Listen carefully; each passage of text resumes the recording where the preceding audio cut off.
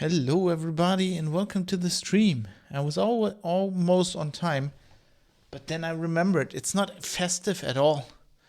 So I got some champagne. Well, it's not actually champagne. It's like German champagne, which you can't call champagne, of course. Emote 7, thank you. Thank you for subscribing. Which means... Oh my god, that reminds me I don't have the server running. This isn't good. Oh. Wait. I'm not prepared. I was almost on time and then all of this happens as usual. Anyway, mode 7. Oh, you are already on the list. So you are already on the subscribe list, so that's good. Let's see, can I reload this page? I can reload that page. Thank you very much for supporting the channel. Tonight is a bit of a special thing for me because it's the 100th episode of The Private Citizen, which is special. I'm going to talk about that. Doesn't happen that often, I feel, getting that far in a podcast. You can see how unprepared I am because I made myself a tea. And I made that obsolete, didn't I? With the champagne. So yeah, you'll get a rare glimpse of what's behind that door, which is a bathroom.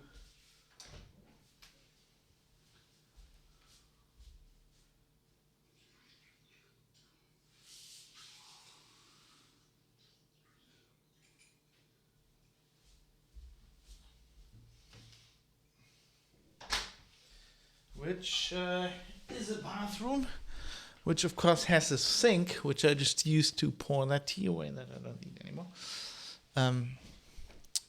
Thanks. Yeah, the bow tie. This is not, I have to admit, not especially for the podcast episode. Oh, also I should have dressed up. I did a webinar this morning, so sometimes I wear ties and sometimes switch it up. I like bow ties once in a while. And yeah, so shall we begin? Shall we get this show on the road and start recording this podcast? I think, right? And then I can get right into the festivities as much as there. I mean, I'm alone in a room. How festive can it be? But with the help of the wife, I've prepared a little bit. Let's just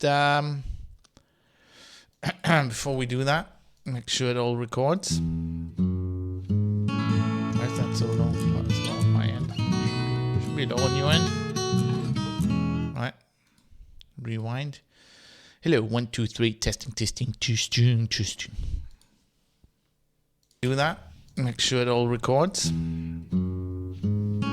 Why is that so low? 1, 2, 3, testing. Right. That sounds good. 100. Hello, Astral. How are you doing? Got your question in the show notes, so we get into that. Anyway, there's nothing more to say except, usual ground rules. Of course, if you give some feedback, especially during this show, this will be a bit of a just me talking show. I haven't really prepared anything, and I'm just going to talk a little bit about my life, which I think I can do without notes. You should be able to do that without notes, I feel. And if you got something, if you want to throw something in, I'm ready to, I'm not going to engage with chat as in, when I stream a game or something. But for a podcast, this should be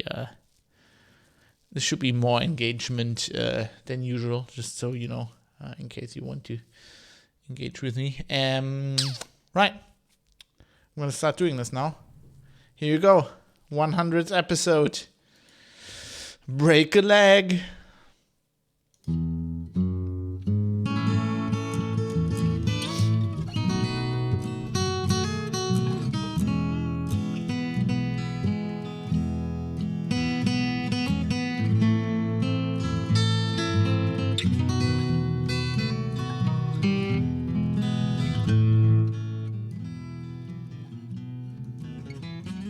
You're listening to The Private Citizen, defending your right to have something to hide.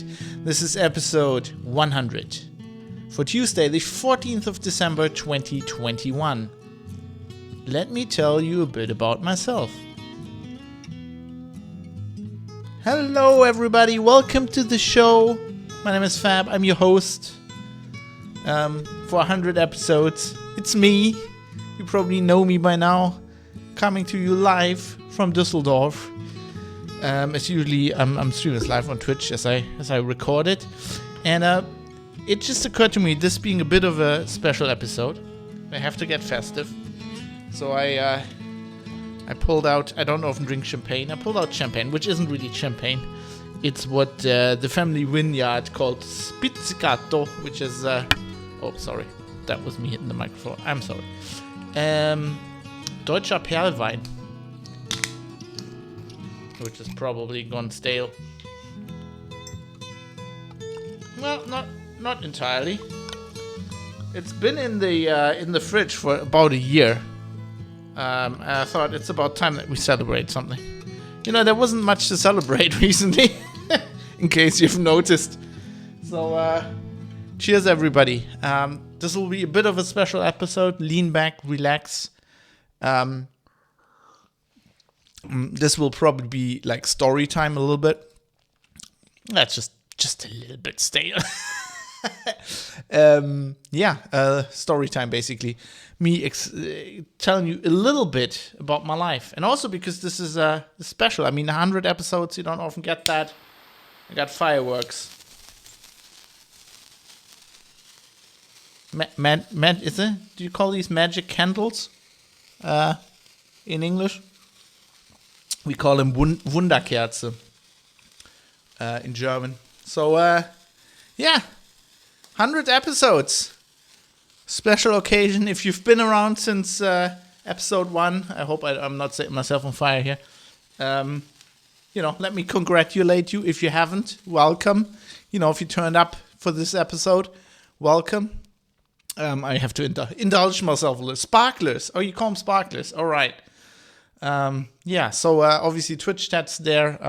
Since this will be a bit more of a just me talking episode, I thought, I can engage with chat probably a bit more than usual. If you listen to this on the podcast, just be aware that sometimes people might ask questions and give comments, which I find is okay. At least that is what we call them in my region of the US. English is a wonderful language and has many different regional varieties, which is one of the reasons why I love it so much. Actually, we're going to get to talking English in a little bit, I think. But generally, what I want to do, just a very quick overview, 100 episodes. Episode 100 is a special thing. So in an ideal world, I would have loved to have a live show somewhere. That would have been great. But we can't really do that right now. So what I'm going to do, so what I thought of, is I'm going to take some time and explain, indulge, please give me the time and let me indulge me. Why can't I speak English anymore?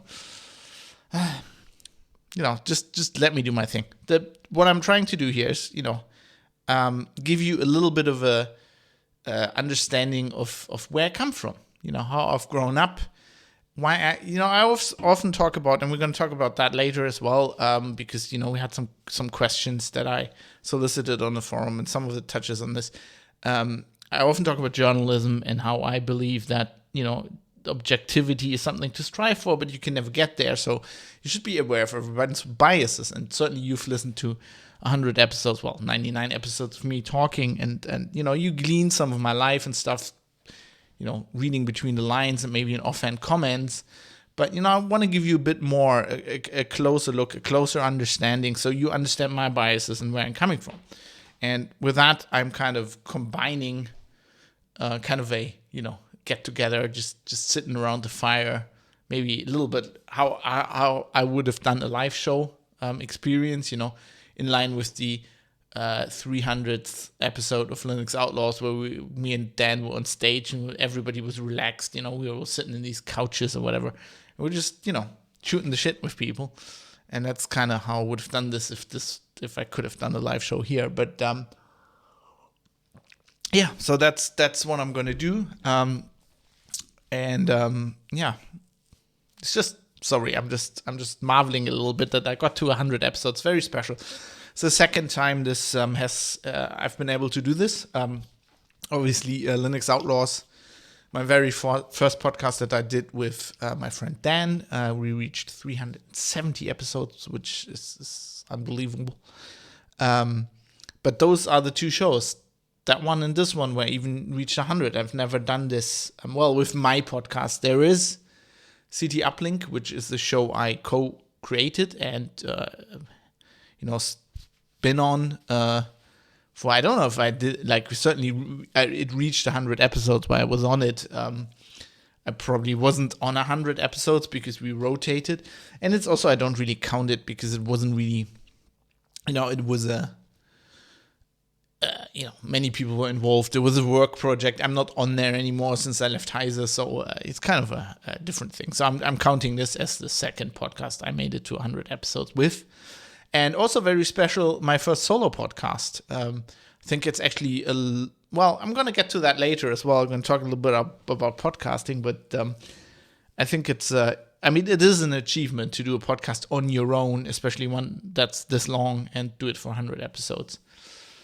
So I'm really happy about that. But with that, maybe there's really only one segment on this show. So let's get into that.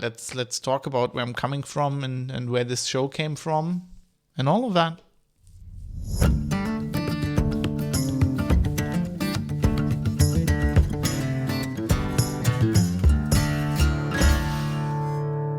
So I'm going to talk a little bit about stuff, and then also I asked on the forum for some people if they had questions. I did the previous episode 55, so if you're interested in all this kind of stuff I'm talking about me and, my life, that is also an interesting episode where I did like AMA style, where people ask me anything, people ask me questions. So I have some questions later from some producers. But before that, I just want to, explain maybe a little bit, where I come from. So I was born in 1983 in a town called Duisburg in the Ruhr area in Germany. A town that traditionally, or the whole area, was steelworks, coal mining. I'm actually born over a mine. Where I was born, there's the Schacht Walsum, it's called. Actually grew up in a house that has a, you'd think it's like a hill, that behind the house there was a field, and on the other side of the field there was a hill, even though it wasn't an actual hill. It was like, how they put mining deposits and they make like artificial hills. It was like one of those. And so that was the area. It was always coal mining and steel works. Except by the time I was born, it was already in decline, of course, in the 80s. And so when I grew up, the area was, I could say, you can say troubled. So the city I was born in has 500,000 inhabitants. But, it feels a bit bigger because it's in the rural area, and it's like this metro area, basically, of all these cities that are just grown into each other. You can think of it a little bit like LA, although LA is, of course, much bigger and different. But it's kind of like that. It feels like one big city. And it was somewhat in decline. After the war in Germany, we had what was called the Wirtschaftswunder, the economic miracle, because Germany was destroyed and we rebuilt everything. So the economy just exploded. They had to get a lot of guest workers in from Italy first, and then later from Turkey. And the area I grew up in the north of Duisburg is actually a lot of Turkish immigrants. So I grew up with a lot of like second generation, like the children of original immigrants from Turkey. And this was all, fine, except in the 80s, of course, the steelworks, everything collapsed. Basically they actually disassembled a lot of the steelworks and shipped them to China, and then they were, they were used in China. They were rebuilt. A large part, not only because it wasn't profitable anymore to make steel in Germany, but also because of the environmental the regulation that was coming in, all the filters they had to put in, and that was just deemed too expensive. So they just, I think the same steelworks pretty much they're producing steel in China right now, and they haven't put any filters on it, as far as I can tell. But so the area by the time I was growing up was troubled. We had pretty much the highest unemployment rate in Germany, pretty much around the Ruhr area, and that influenced a lot of my political thinking, I would say, because I grew up. My parents weren't rich, but they weren't poor either. They were like well-situated middle class, I would say. Also, I'm an only child, so that it certainly was a factor. My dad was originally a career politician. He used to run the council, the city council office for the Labour Party. So if you don't know how parties work, there is politicians that are elected, and then there are parts of the party apparatus, I guess. That's maybe a bit communist, that term, but of the party machine. That's very Stalinist of me. Basically of the party that are just they're not elected. They just run. They just run the party, right? So the people that are elected, that are on the council, they make the political decisions, but somebody has to run the office, right? Because a party basically is like a company. You're employing people. You got stuff coming in, money going out. My father ran that. So he wasn't a politician, as in he wasn't elected, but everybody knew his name. Like, he was in the papers, not as much as like the elected people, but like he ran it behind the scenes quite a lot. So actually, my last name was relatively well known when I was growing up, because my dad, he was in the papers once in a while. My mother at the time was working in a neighboring city in Krefeld. She was working for the utility company, the power company. She was actually doing HR, basically retraining people. What she did a lot was like, utility company was also like public transport and stuff, and they had things like, a tram driver would how trams work. When you brake, they don't stop, right? You're a tram driver, you're driving a tram, you see like somebody running or walking across the the tracks, and they don't see the tram, and you jam the brakes, and then because it takes the tram a few meters to stop, the only thing you can do is you watch them get plowed under, right? And that would, of course, lead people to not want to be tram drivers anymore, but back in the day, they were like city employees, and so they wouldn't just be fired or whatever, or got a severance package. They had the right to get retrained into like an office job or whatever. And my mother would do a lot of that stuff. My parents are both teachers originally. My mother had a lot of jobs, but she studied to become a teacher. That's where she met my dad, and they were both German and history teachers, which has also influenced me a lot, I guess.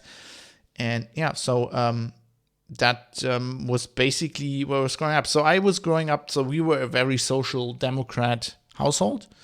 My parents, both social democrat party members. I don't know if they're anymore. I think my mom, at least, has handed in her party book. But my dad obviously was employed for the party. So we used to do these things where... back in the day, the party would have once in the year. So you got to think, one thing you also got to remember, the Labour Party in the Ruhr area, and especially in Duisburg, was very, very strong and powerful. So Duisburg has two election districts, 1 and 2. 2 is in the north where we lived, and that was for decades the most uncontested election district on the whole of West Germany. You'd be a candidate for that district for the Labour Party, and you get in automatically. So there always be backbenchers, because if you were actually good at selling yourself, you could also get elected in another district. But So it was very safe to be in the Labour Party back then. They used to have this thing where once a year they would, in the fall, they would have a holiday. All of the party people, party people, party people, all of the party members in Duisburg, like the mayor and council members and all the employees, like my dad, we would fly somewhere. They would actually charter a plane, and for 2 weeks or something, would go to like Tenerife or like Mallorca or whatever. And my dad, because he was the CEO, he always planned the trip. And you got to know everybody. So I intimately, and when I grew up, I intimately knew the mayor, the old mayor of Duisburg. He was like an old man, very friendly man, was very friendly to us kids. Often looked after after the kids while the other people were doing, the parents were doing something else. His name was Jupp. I remember him. He was like a grandfather pretty much to us. And then the mayor after him, a woman, Bärbel Zieling, I knew her pretty much as well. My dad used to get VIP tickets for the football club, the MSV Duisburg, which was in the Bundesliga for a while when I was growing up, and then second Bundesliga. And I used to sit on the VIP ranks just above with the kids from the mayor. And I used to talk to our kids because we were the only younger people around.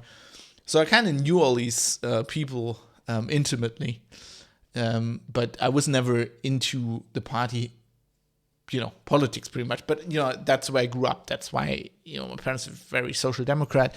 And that's why my whole thinking, my political thinking growing up was very social democrat. I actually, in school, you have to do, it started back then, you'd have to, later in high school, you'd have to do a work, an internship, a school internship, like for, I think, 2 weeks, you'd go to a company and get work experience a little bit. And everybody went to their dads or mothers, but mostly their dads' work. And my father always said, I'm not going to hire you. I'm not going to even give you a school internship. I don't want any taste, even a whiff of nepotism. I'm going to get you some placing somewhere in the city by people I know if you want to, but you're not going to get into the party. And I didn't want to. I actually had an internship at the Westdeutsche Allgemeine Zeitung, the WAZ, the biggest newspaper in Western Germany at the time. That was my first experience with journalism, because even back in the day, I kind of knew I could write, and I kind of wanted to be a journalist. It was actually fun. I think one of the weeks I actually went with the court reporter. We got up very early in the morning, and I met her in the editorial offices, and then we walked over to the courthouse. It was really cool. But I was never really intimately connected with the party, but that's why I have a lot of social democrat influences. I'm gonna probably talk a little bit later about how my political views have changed. I've certainly got a bit more to the center right from that. I was always what they called center right in the Social Democrats. So there was a guy who was who I really liked as a politician from the Labour Party in Germany. His name was Franz Müntefering. He was actually he was minister president for North Rhine-Westphalia. I don't know if he ran for chancellor. I don't think he did, but I think he was pitched. I really liked that guy, and he was always center right. He was kind of that was kind of where I fell. And when Schröder got elected, I actually voted for Schröder, and I was down with a lot of the stuff he was doing. Even though in hindsight, a lot of especially the labor politics he brought in were probably a mistake. Maybe I should talk a little bit about school, because I've talked about this previously. I was bullied a lot in school. I was always different. I was a nerd. I was a bit socially awkward, and I was very impulsive in primary school. Right, actually. I tackled a guy out the window. So we had this, must have been second grade or whatever. We had this floor to ceiling windows, and there was the school garden outside. That was our classroom. And in front of it was this radiator, from the heating, and on top of that they had like things you could sit on, so you could basically sit on the radiator. And there was a guy sitting there, and I think he insulted me or whatever. I ran towards him, and I think I just wanted to hit him, and I ended up tackling him, and we both flew over the radiator into the glass window and outside into the garden. Now, this is a time when they didn't have safety glass. There was like huge splinters of glass, like we could have like killed ourselves, but we didn't. And I had, I hit some people when like I was very impulsive. Like if you like threatened me when I was like in 2nd or 3rd grade, I was just like, even though I wasn't like tall, I was always like a scrawny kid, like thin, and like, I was playing football, soccer for the Americans, and I was I had muscles, but I was like a thin kind of guy, but I was like tough, I think. And I think my mother saw this, and she, I think, overcorrected. She said, she talked to me a lot, and she was like, "You can't do this. Like you can't hit people." And she made me very afraid, I think, of her, or I don't know what, but like I didn't defend myself. So after primary school, I got to high school, and my mother had talked to me, and I was afraid like to defend myself. And so even though I wasn't weak, I think other kids saw that as weakness because I was afraid to defend myself. And also I was different. I was a nerd. I was into video games. Even then, I got my first computer in '89 when I was 6, because my uncle used to work for NCR, the American company that did the telling ATMs and stuff like that, teller machines. And so I got a 286, which like that back in the day, that was like you couldn't even afford that. Like he just got it like from the company, a huge like monitor and stuff like that. So I was always a nerd. I was always into computers, even back then. We didn't get the internet till '98, which was very late. So I got a computer very, very early and played a lot of video games and learned how to do things in DOS and shit like that. But then got the internet very late because my dad didn't want to be, he didn't want people to be, me or my mother or whoever, to be on the internet and then not be able to, the house being able to be reachable by phone. So we had to wait till ISDN. We got an ISDN line where you could have multiple lines, so you could be on the internet, and then he also wanted a flat rate, so we immediately had a flat rate. I was never like Katie, my wife, when she her first internet access was metered, and she always told me about like having this app, and they counted like how much money they, how much their allowance was, and then would have gone really expensive. I never had that. I always had a flat rate. It was always ISDN. But it was very late. It was 98 at the time, was very late to get in. Most of my friends already had internet access. But anyway, I was a nerd. I was socially somewhat awkward. So I got bullied like mercilessly. And we're talking, this started probably in 4th grade. And it went on till grade 11.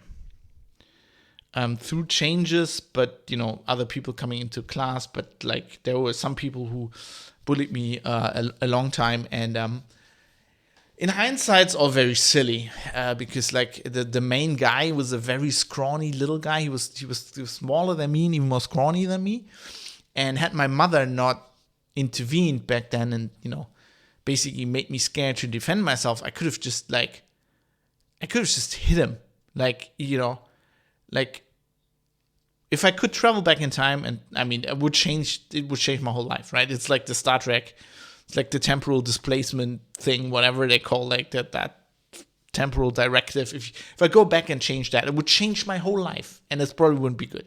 Because today, I'm actually very happy that I got bullied back then, because it formed me in a very specific way. But I'm going to get to that later. But anyway, I should have just hit the guy in the face and would have been over. But I never did that. So I had to, back then we had 13 years of school, and it would work like this. You'd have like senior years would be 11, 12, and 13. And 13 was when you took all your, we call it Abitur, Abi.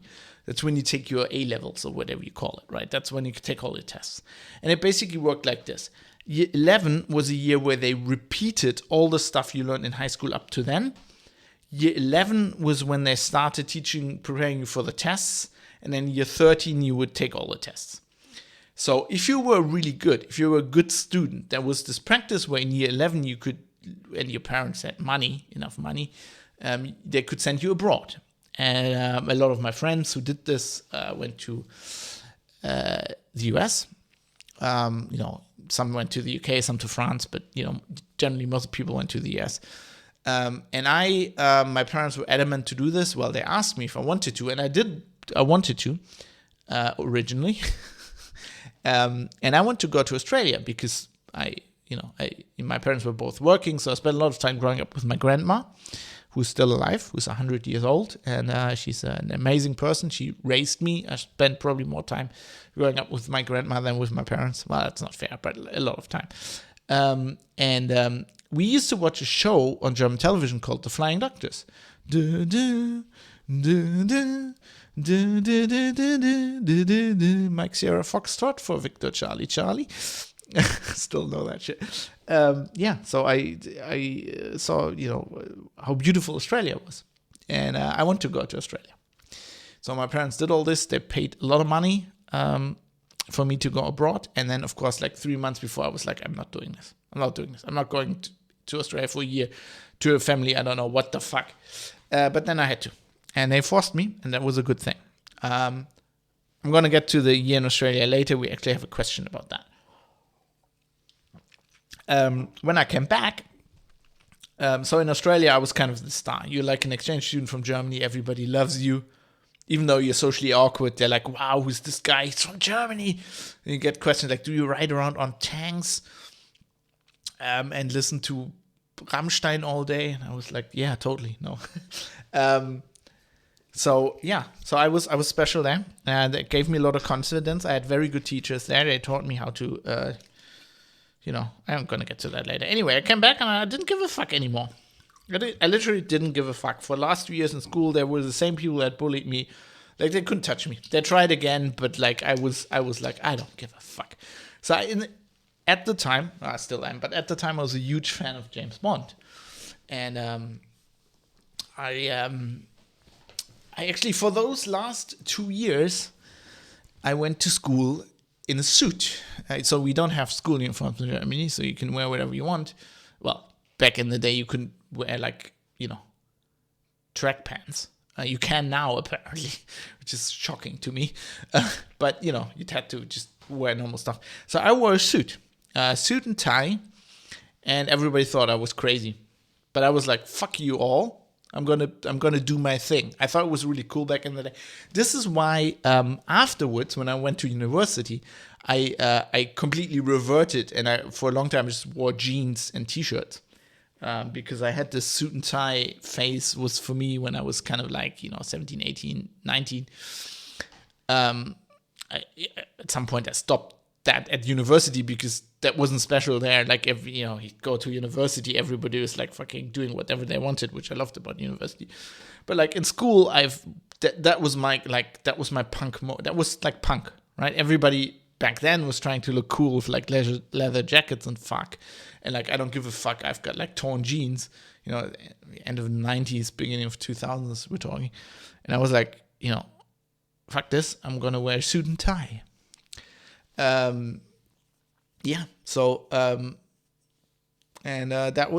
was some good years. I was still, that was 2 years in school. I was okay. I still always got in trouble. My marks weren't as good as they could have been, because basically whenever a teacher said something I didn't agree with, I just gave them, I just told them that, and teachers didn't like that. I remember specifically. I come back from Australia, and in Australia I got my, my Queensland certificate of education, whatever it is. I got a high school diploma in Australia, right? I'm going home to Germany. I'm now speaking German. My German actually degraded in that time, but like I'm speaking English better than the fucking English teacher. Like, seriously, I'm not even like touting my own horn here. I was better than the English teacher. So I handed in my first exam, and I expected to get an A. I didn't. And the English teacher marked me down for using contractions, like I'm and there, stuff like that, And she was the opinion that in a formal context, which she considered an exam to be, or like you're writing a paper or whatever, in English you don't use contractions. She was of the opinion that you talk like Commander Data or something. I don't know why. And I was like, I argued. I'm like, this isn't right. She's like, no, this is how it is in England. I'm like, dude, I have an Australian high school degree. I use contractions there. They didn't complain, and it was hilarious. But German, this is like the gymnasium. We have different levels of school. It's like the most prestigious, whatever, for the smartest kids, and the teachers are very special as well. I said, fuck you. So I refused to use contractions for the next 2 years, which got me marked down. Stuff like that. I was a troublemaker. So that was cool. Then I went to university. I actually met my wife in school, in her 13th year. I was in year 12. She was a grade above me. And we met in front of the computer pool, like in the computer room thing, which tells you everything about our marriage.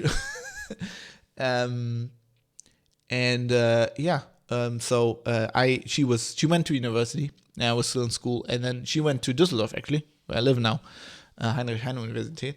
And I went, my parents were like, we're going to pay for your so my parents, as I said, they weren't rich and they weren't poor. If your parents didn't have a lot of money, in Germany you got something called BAföG, which is student loans, but unlike the US, they're not real loans. Like, you don't really have to pay all of them back, you just have to pay a little bit of them. Anyway, my parents didn't get that, they made too much money. But my parents were like, we're going to pay for your university education under one condition. We want you to move the fuck out. So you can't study at University Duisburg-Essen, which is the local one. You're going to just go to Hamburg, whatever. Pick one, right? Pick one you like. We're going to travel with you there. You can look at it. You can pick one, but not the one here. We want you to move the fuck out. And I didn't want to go as far as Hamburg. So I looked at all the universities in the area, and I picked Bonn University. Because the main building was a yellow palace, ex-Prussian palace, which was amazing. I really liked the town of Bonn, which was amazing. I had a great time at university. So I think I officially studied 13 semesters, might have been 14. I studied, history, like modern history, politics, and English. Didn't start with politics, I think. That was the one I didn't get in because my marks weren't good enough. So I studied something weird. I did the trick that students don't know, but later on it's like, you have in Germany, you have this thing called NC. I don't even know what does it stand for. Numerus clausus, something like this. I don't know. Anyway, you need to have a certain mark at high school to get in, and everybody just gives up if they don't have that. I did the thing I later learned was the perfect thing. I took another subject. Historische Städte. It was like city geography, history, some weird thing nobody studied. So did that for a semester. And I went there, and like on day one, I put myself on the waiting list for the politics thing. And so obviously people jumped off, and because they decided they didn't want to study politics. And that next semester I was in.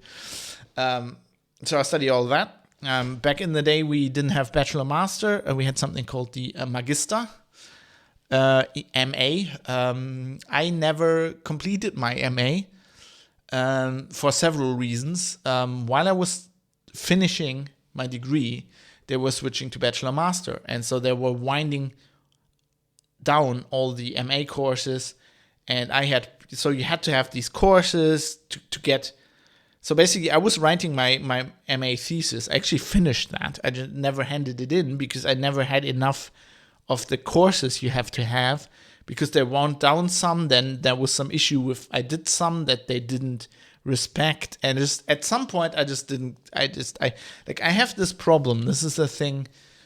This explains also why I stopped doing a lot of podcasts and stuff and projects. I like to try things. But I have this mental problem, I think. I don't know if it's a problem. It's a mental. I've analyzed this just by, living my life for 38 years. I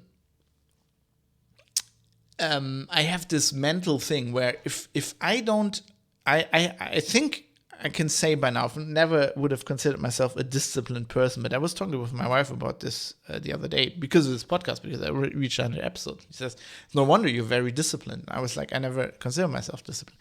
But I think I am.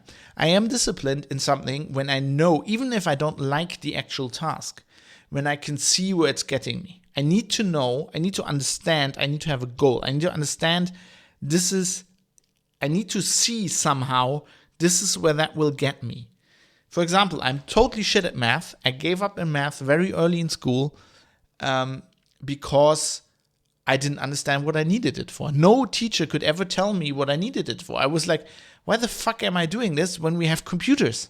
Like, isn't that the goal of a computer?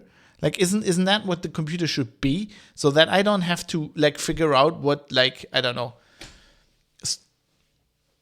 like, 65 is 37% of what? Like, if I want to know this now, I put it in the Google. And back in the day, I was like, that's what computers need to do. Like, I don't understand why we need to learn this. Same with French. I learned French for 4 years. It never really got anywhere. I never got in English very quickly. So I have a problem with grammar. I have a problem with learning grammar, which is weird if you're a writer. Professional writer, but like my understanding of grammar is like all intuitive.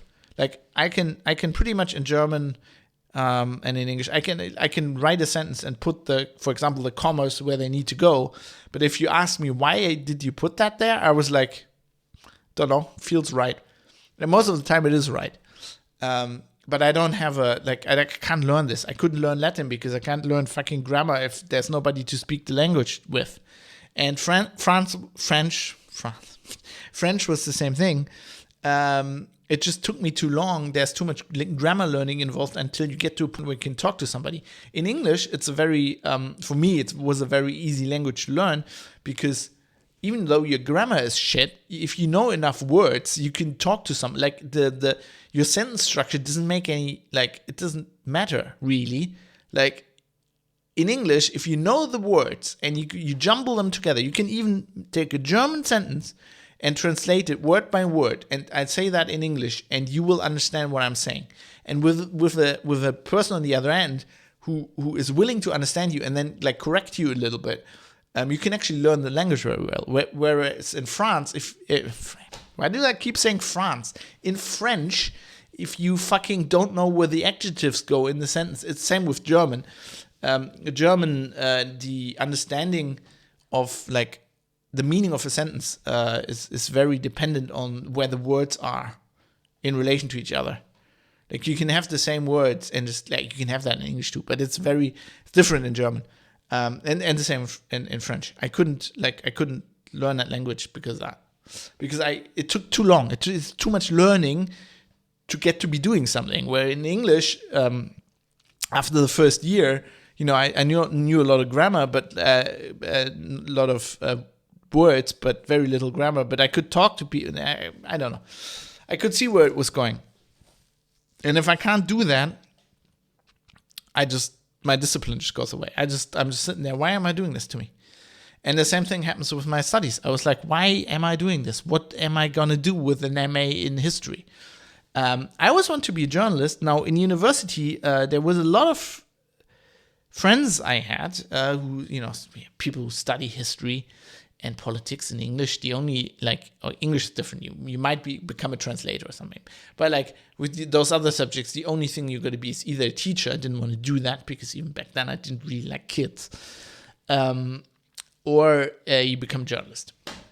And I had several friends who started in Bonn at newspapers. Did something in Germany you call voluntariat, which is like where you can basically work for very little money. Most of them worked for no money, and they worked like half a normal job, on the side while still studying, for no money, just for the hope to get a job in journalism someday. And I was like, fuck this, because I started, I needed to earn some money. I was actually, Katie and me moved together in Bonn. I got her after her first few years at university. I got her to switch from Düsseldorf University to Bonn University, and we moved together. And I need to make some money to live, because my parents were paying for my education, but not for me living. They were like, fuck this, you can work. So I took several jobs. First job was as a programmer at an institute at the university, actually. And later on, I worked for many, many years, I worked as a support technician for an ISP who was basically giving free internet access to schools, and they were supporting the hardware and whatever. And me being into computers on the side, I was always like, I loved computers. So that was like a normal, like a natural thing for me to do, to go for a job, right? So I was actually making really good money there. And I just didn't see, I'm not going to switch to like journalism, even if I want to be a journalist at some point, but just basically making no money, and then I have to live in like a shitty place, and I wasn't seeing it. So that's why I never pursued a journalism career at that point.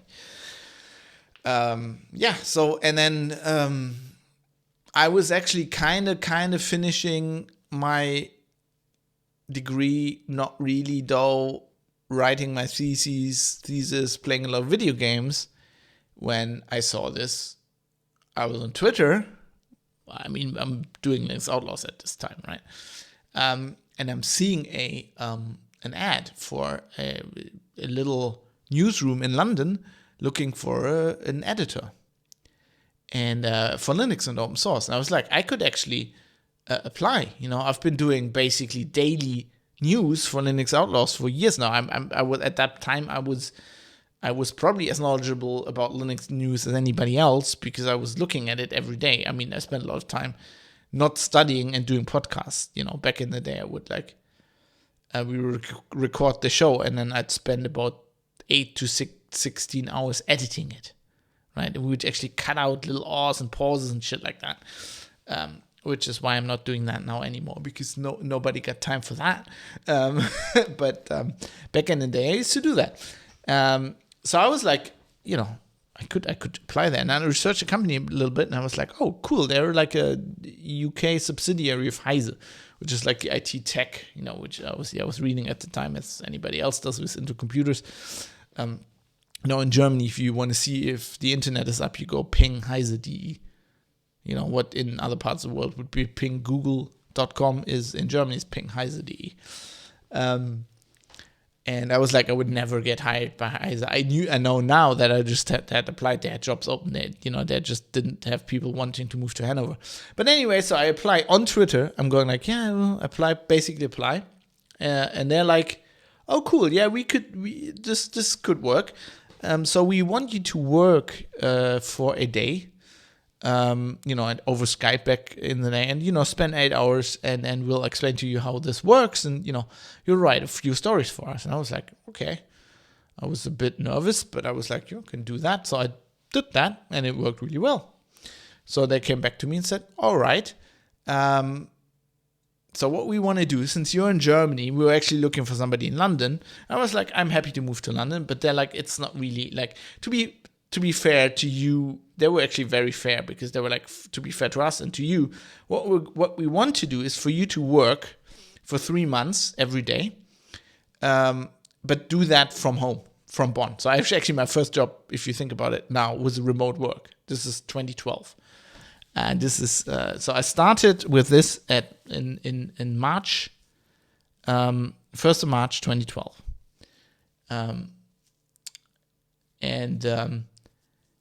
So the idea was that I would work from Bonn for them for 3 months, and then if they think I was good for the role, they would want me to move to London and start permanently. I was like, this is cool. So I do this, and like already like 2 months into the thing, I think we were pretty much clear that this was a thing, right? So I flew over there and we met, and we were like, yeah, this is okay. I can do this. And that's how I moved to London. And interestingly, this is also when me and my wife had our first distance relationship, because she was at the time finishing her PhD, and she had about a year left on her PhD. So we moved in Bonn. She moved to a different flat, a smaller flat, and I moved to London. And I worked from London for about a year. And then Katie actually flew over. She finished her PhD. She was like in the time where you wait for it to go through, whatever. She flew over. She lived in my flat for almost 2 months looking for jobs, postdoc position. She actually lined up a postdoc position in Cambridge when I come to the office one morning and we have a visitor from Germany, and they're like, we have really bad news. And then like, we're shutting this place down, and you'll be working for a week more, and then you get a really good severance package, and then that's it. Right. So in their defense, Heise was really nice. So the guy who was over from Germany, after all this was done, he took me aside and said, Fab, look, you're the only guy from Germany. We just know you got hired like a year and a half ago or whatever, less than a year and a half ago. And it's really shitty. You moved to London. We want to at least make you the offer to fly you over to Hanover. And, we have several positions open at Heise in Hanover, and, maybe you fit for some of the positions. And then we have some interviews. So I come home in tears. I was crying. I broke together. Zusammenbrechen. I broke down. I cried. My wife cried. I mean, this is really bad, because we were looking at flats. We were like moving to bigger flats. She was going to start in Cambridge. And I looked at jobs in the UK, and in the end we decided that, I'd at least fly over to Hanover, and if I can get a job there, we considered, and then I had the interview, and they were like, yeah, we're not looking for any open source people, but we got a security job. And I was like, oh, security is pretty cool. I mean, when you're open source guy, you do open source news, you've got, tangentially, there's a lot of overlap with security, hackers, that kind of thing. I was like, yeah, this is really new for me. It'll be a challenge, but I think it's cool. Cool topic. It's probably, I was also at the time starting to get enough, like this is like 2013, so a year or whatever before we shut Linux Outlaws down. I was starting to get enough of Linux. I was doing this for years, and, a new field. I thought that would be cool. Anyway, so they offered me the job, and then I decided, with my wife, we decided, she was going to be a postdoc, so that's not the very secure position. So we'd like, at least one of us should have a secure job. So we actually moved to Hanover, and I started at Heise.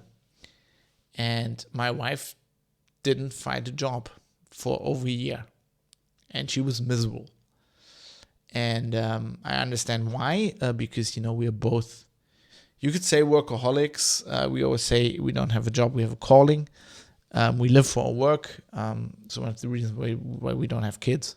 Also, we don't want to have kids. But so she was miserable. It was really bad. It was like a very bad time in our relationship.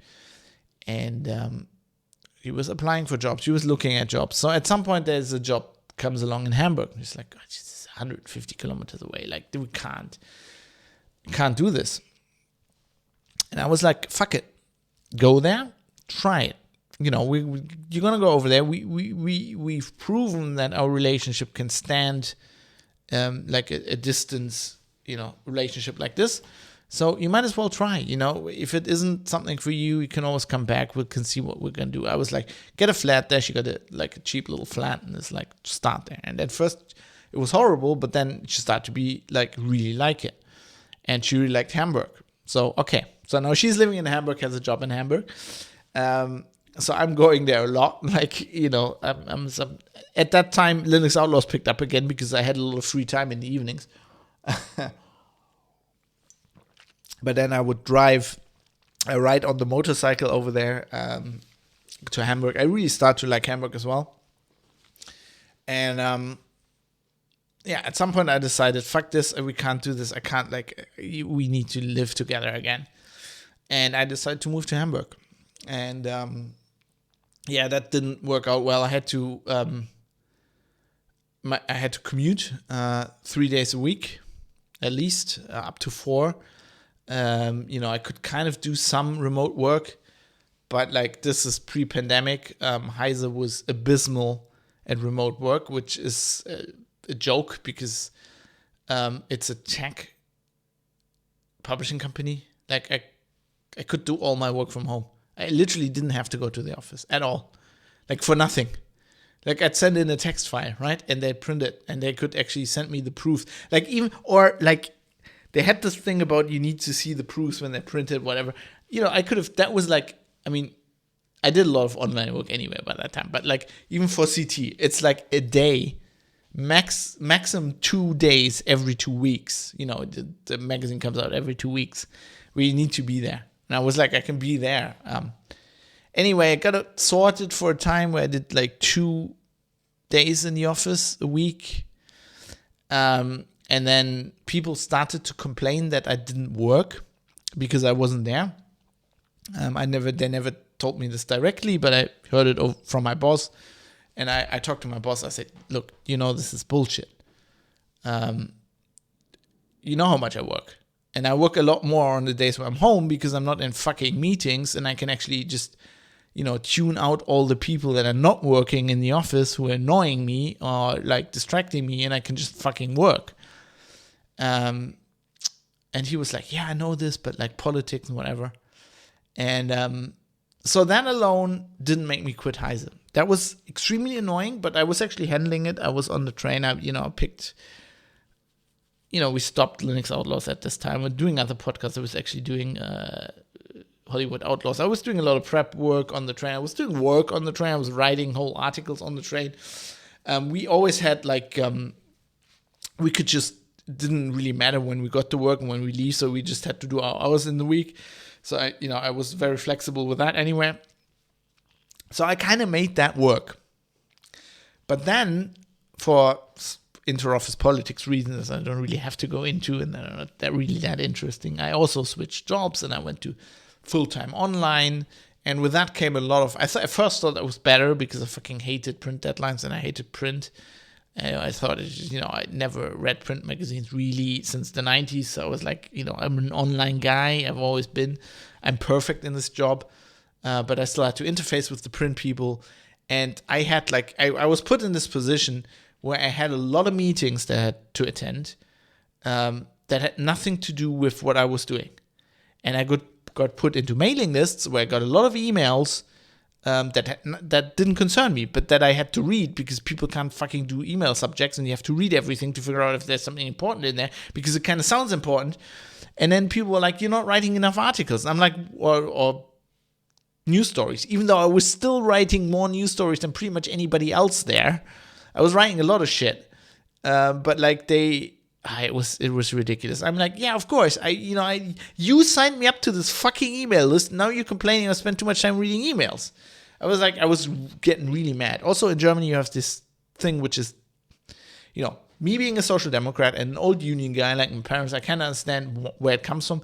You have these councils in the companies, Betriebsrat they're called. They get elected by the employees. They represent the employees' interests towards management, which is good, but it's also, like anything to do with socialism a little bit, it's gotten these weird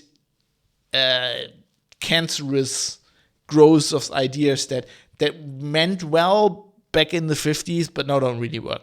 One of it is you won't understand this if you're from a different country, but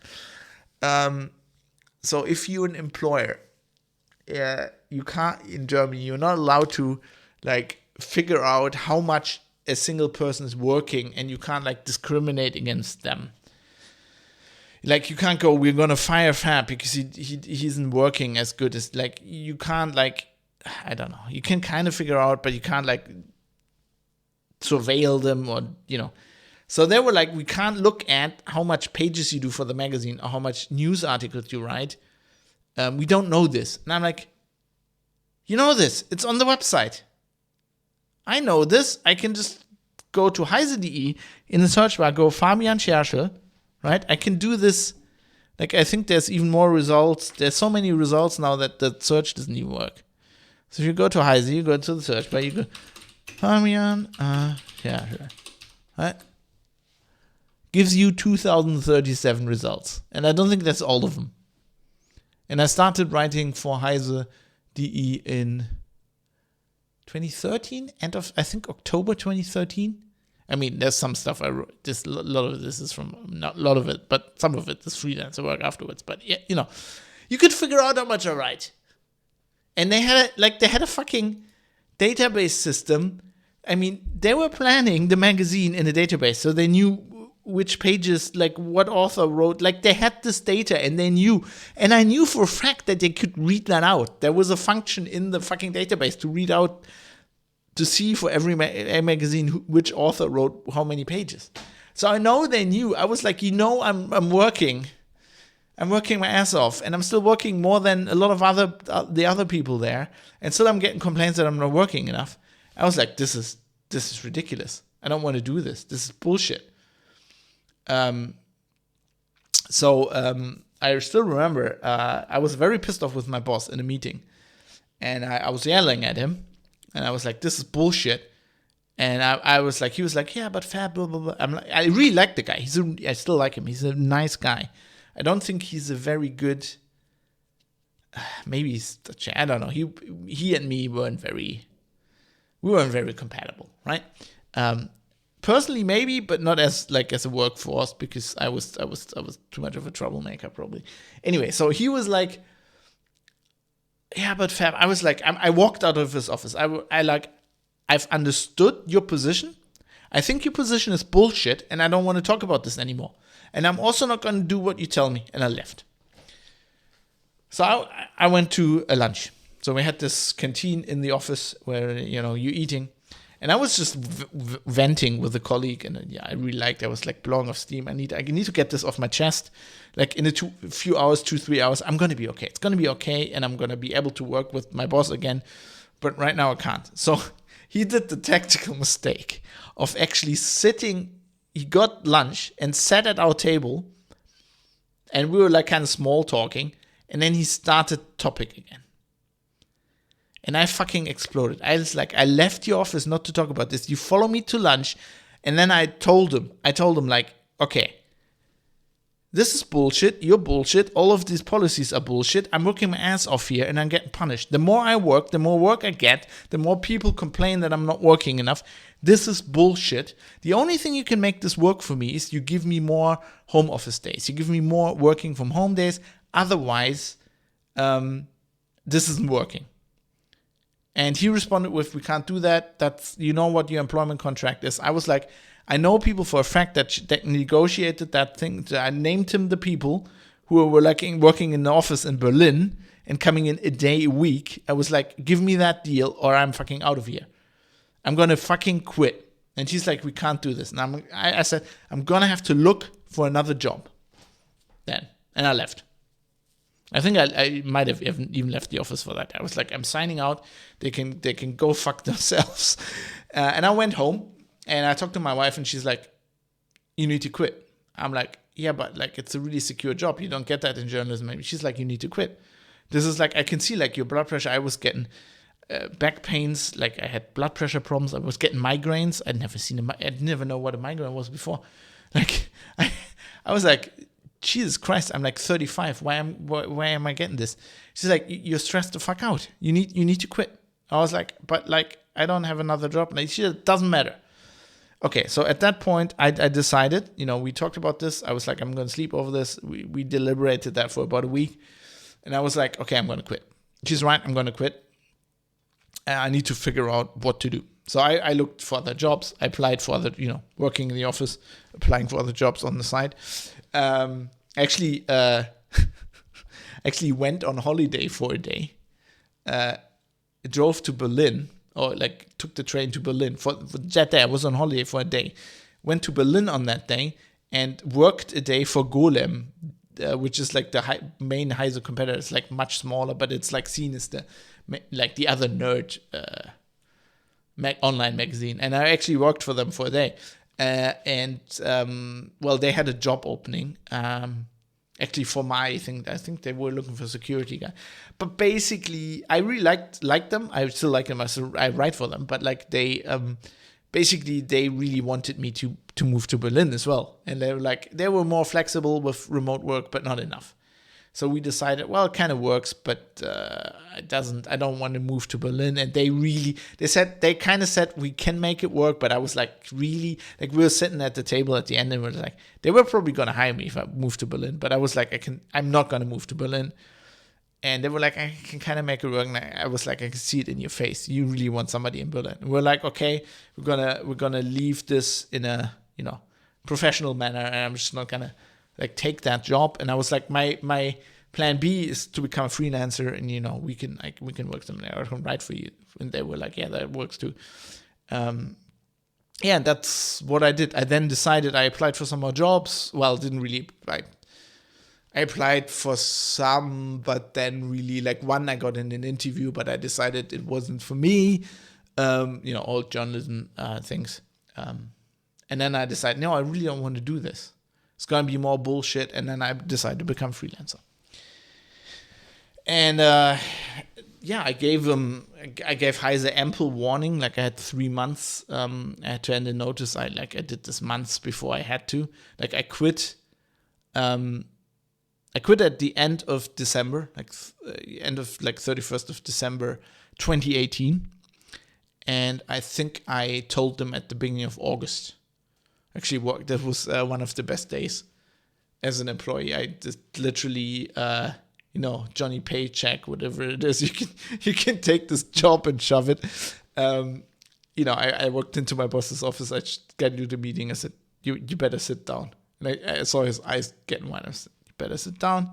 He's like, what is it? I'm like, I got some really bad news for you. I'm going to quit.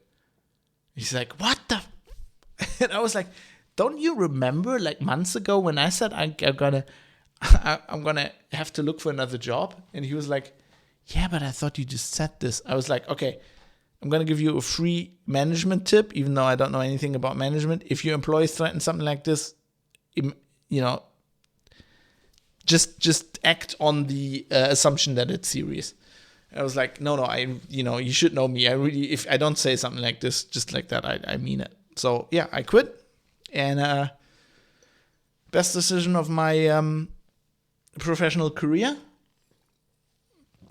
I make a lot less money now, but I've lost 12 kilograms of fat. I gained 5 kilograms of muscle mass. My back hasn't hurt since. Well, put it out. But like, I used to be in the office, and I just couldn't move. Like my back would just fucking seize up, and I had to go to like a chiropractor, and he would like, oh yeah, this is really fucking go like, or she, actually it was she, she'd go like, and I'm like, oh, this is great. And a day later I was like, yeah, I'm feeling good for like about a week. And I was in the office at the computer, and I was like, ugh. So yeah, that was a really good decision. I feel much better now. I'm much happier now. Still sometimes stressed, but it is stress that I make for myself, and I don't have to have any shitty meetings anymore. No meetings at all. It's a one-person company. Actually, I think I can never work for a company anymore. So I'm watching this German YouTuber called Held der Steine, and he once talked about this as well. He has like a Lego store, right? A one-man company. And he says he's now a YouTuber, and he has this Lego store. And he's like, I don't really want to run this Lego store for the rest of my life. Maybe I don't want to be a YouTuber for the rest of my life. I don't know. But I really want to try something new at some point. But he's like, I will never be able, like, as soon as you, like, he worked in a bank, and I think as a car salesman or whatever. And she's like, as soon as you have an employee, then you have to, like, you tell them to do something, they don't to do it like you want to do it. It's like, it's a hassle. I'm never going to have that again. What I want is just a one-person company, and I can do whatever I want, and I can try whatever I want, and I might just fail but it's on me. And that is something for me. That is, I've had challenges with being a freelancer, especially since the pandemic. But it's all on me. It's all on me. And I can just go, if I don't want to work and I want to play Battletech for a day, I can just fucking do that. It's all on me. It's like, in the end of the day, it's me. And if I can get that, like, if I don't have like a bad feeling at the end of the day, if I don't feel guilty at the end of the day, then it's all good. Right? And God knows I work probably a lot more than I did for a lot less money when I worked at Heisen. Like, I work into the night, I work on the weekends, but sometimes I just take a day off in the day. And I can just go and bake a bread, or I can, work on my car or whatever. And I can work whenever I want to work, because I'm really shit at working in the morning. I get up at 9. Usually I get up at 9. I literally roll from my bed to my desk in my pajama pants, put on a t-shirt, maybe like a hoodie or whatever, and then I start working. And then I work for half an hour or whatever, and then I need coffee. And I make myself a coffee, and then I work for like 2-3 hours till like 12, or sometimes even 1. And then I'm like, I'm hungry. Then I'm going to have breakfast. And then I work some more. And now I need to go running, and then I have a shower, and I work some more. And I can work till like 3 o'clock at night if I want to, because like between, 4 p.m. and like 3 a.m. is like that's my prime work time. Right now it's like 9:30 in the evening. Today is a bad example. I got up early and I'm like really low energy, which I don't know if you can tell, but I'm trying to hype myself up for this 100th episode. But I can work whenever that is worth so much more than like any money, really. It's unbelievable. If I could give you one advice, it's that. People say money isn't everything, and they're fucking right. It sounds like a stupid thing to say. It sounds like a fucking hollow, like, platitude, whatever. It's fucking true. If you can make it work, I'm very lucky. The only reason I can do this is because I have a wife who now she has a secure job. And if I don't make any money for 2 months, she can pull us through, and she has. And she is in the lab or at the office, so I can be at home working, because it's not a big flat. And 2 people working from home, it's like really bad and hard to do. So I'm very thankful to her every day for that. But I know I'm privileged. Like, I'm privileged in that way. I know I'm always privileged. I'm white, whatever. But like my parents, I was an only child. My parents, never had to like hurt for money. So yeah, but I'm not feeling bad about that, right? I'm just using that. That's another thing to know about me. I hate this whole fucking white male self-hate that especially a lot of journalists I see falling into.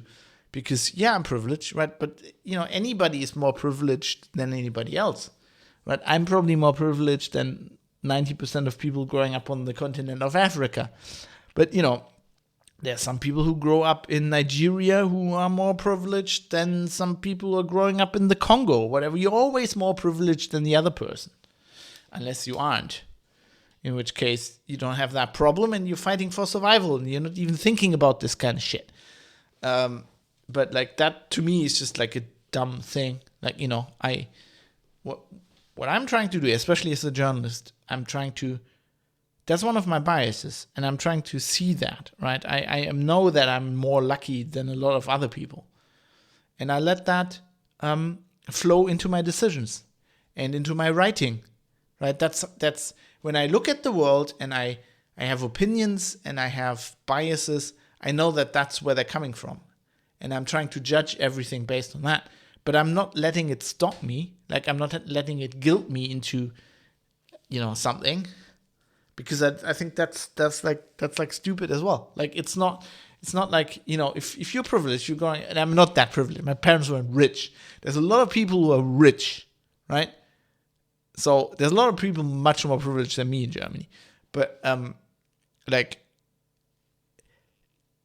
it's not their fault. If you're the kid of like a rich parent, like, it's not your fucking fault. I don't feel like you grow up and you inherit that fortune, you have to give that fortune away. Why? I mean, live a life where you can live with yourself and you don't have guilt, and you have a clean conscience. But like, I wouldn't say like you don't have to feel guilty because like your parents had more money than other parents. Like, it's nothing you can change. Like, and even if you have that money, like, yes, you can change it, and it's certainly good to do philanthropy and to support good causes. But like, I don't think you have to feel bad because you're living better than other people. Because if you look at two families, there's always like one's always more privileged than the other, in different ways. Some have more money and they live in a city in a shitty little, I don't know, house, and other people might not have as much money, but they're living in the middle of nowhere and they have a huge house with a garden and like a little creek beside it, whatever. And in some respects, people who live in fucking Queensland are a lot more privileged than me. I mean, they might not have as much money, but they have like land and they have good fucking weather. Anyway, I'm ignoring chat. We had some comments here. Mode 7 says, I feel you on those work times. I wish I could work during my prime work time. Yeah, see, this is, people talk about like the future of work or whatever. That is the fucking future of work. If you work, like, you can't do that in every job, right? Some jobs, there's time. Like, for me, like, for example, at Heise, when I was working as an online news journalist, they wanted me to write things in the morning, right? Or like to be there in the morning and write things, which was idiotic because like you're writing online tech news, which means like most of the news is happening in the US, which means the news starts hitting at 4 p.m. And I was like, why aren't you happy? You get somebody who rolls out of bed late and then stays up till like 3 at night. Why don't you, like, even in the office, why don't you let me be in the office, come to the office at 12 or whatever, and let me stay there till like 8 in the afternoon, whatever, right? Because you need somebody to write the news there. And they were always trying to get people, it was so stupid. Like, it's so stupid. It's just dumb. It's just managers going, everybody needs to do the same thing. We need to control people. Fuck you. Also,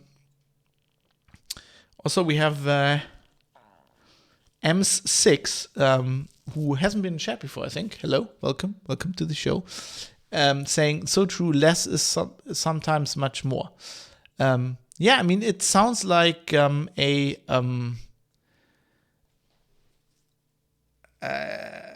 sounds like a dumb thing to say, like a really, like, like one of these proverbs, but it can be true. Indie Gaming X, hello, Indie Gaming X says, that's why working for yourself is so great. No stupid managers. Yeah, but to be fair, it also has downsides, right? So, for example, I'm not looking forward to next week because I will have to do a lot of bookkeeping now that's piled up. I have to do my own fucking taxes, all this shit. Like, I now have to do the stuff that at an editorial office, they have an office who does invoices. I fucking don't like doing invoices. I mean, it's as easy as it could be for me. I have this like really cool software. If you're a freelancer, have a look at Goodlands. It's just some guy in Hamburg, but like it's like a web service. It does exactly what I want it to do. It's like I put my my jobs in there, like the things I'm doing, and then it creates invoices and this is all this stuff. It does like tax stuff. It makes it easier. But still, you have to do this shit. And so it has downsides. I mean, it's not like it doesn't have downsides. And it's probably not for everybody. I think most people generally are happy where they are. They're happy to be employees. They're happy to have a safe job. That's their most important concern. And if, for example, if you have a family, I mean, that's legitimate. I'm just not a normal person either, right? I don't want to have kids. I don't have kids. I don't have to, like, I can be up till 3 at night. I just, like, if my wife and me can make it work, and her day rhythm is completely different. So we sometimes joke that during the week we don't even like talk to each other because, like, we see each other in the morning when she's awake and full of energy and wants to plan the day, and I'm like, you can't even fucking talk to me. Like, can't get coffee into me quickly enough without my stomach collapsing to get me awake before she has to go to work. And then in the evening, she comes home, but she's like a fucking zombie because she's done science for 10 hours. And she's like, or 12. And she's like, fuck it. I just can sit on the couch, and she just scrolls through, I don't know, Instagram stories, or I don't know. And so we can't, sometimes we have to like if we didn't have WhatsApp or whatever, we'd have to write like letters to each other, like because of adult stuff, which we have to organize. It's like, oh, we need food. Somebody needs to go shopping. When are we going to do this? So yeah, it's not the, it's probably not perfect for everybody, but it's the right thing for me. Yeah, health insurance. Health insurance is a bitch as well. Also, you're fucked. I don't know where it is, how it is in other countries, but in Germany, if you are self-employed, especially if you're like a one-person company and you're fucking freelancer, the government just rapes you. And I mean, they rape you. They rape you with taxes, all the fucking health insurance that usually your employer pays, you have to pay. I'm lucky because I have this if you're a journalist, you're basically an artist, and they have this thing in Germany where they pay some of your health insurance that kind of works, but like without that, I couldn't even live. But like that can also be a nightmare. Indie Game Access done science. Yeah, well, I don't know. Stood at a microscope for 6 hours straight, trying to take photos of cells or whatever she does, scientific things, I don't know. She's way smarter than me. So I don't know, is that everything I wanted to say? Maybe talk a little bit more about podcasting. I think would be an idea. Some people who are listening to this might know Linux Outlaws. That's the podcast I started with. Actually, not the first podcast I ever did. I did a trial podcast about hamsters in German. That never took off. Linux Outlaws was basically my real first podcast, which was not a success for a long time. And then it was pretty much a smashing success. At some point, I think it was pretty much the most listened to Linux podcast in the world, especially when like radio kind of handed over to us. There was always the Linux Action Show. But I think anybody knows that there weren't much for us. There was a feud with those guys for a while. Indie Game Access LO kept me going for years at work. Mode 7 says LO was great. So we ended that show because we wanted to end it. I felt it had kind of run its course. I didn't really want to do it anymore. And at some point, I broached the subject. Actually, I waited till I was in the UK again, and I met Dan in person because I wanted to talk to him in person. And I said, look, I took him aside outside. There was partying going on, people having fun in the pub, I think. I took him outside. I was like, I got to talk to you. Look, I feel like I want to end this show. I felt like if we could have kept that going for years, but like the souls wouldn't have been there. I was like, I don't want to do that. There's too many podcasts like that. I'd rather end it, on a high, so to speak. And he was like, I wanted to talk to you about the very same thing. And that was like a thing where Dan and me, sometimes we were like very different people, but sometimes we had almost this symbiotic relationship.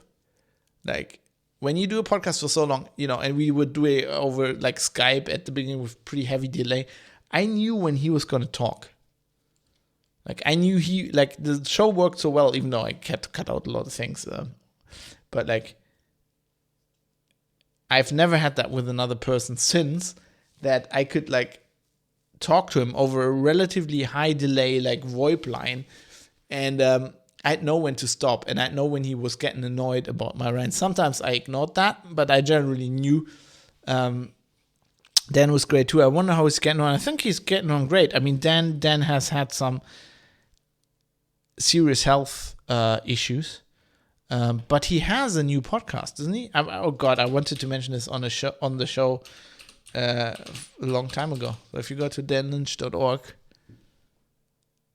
I was going to say that's probably still his website, but it is still his website.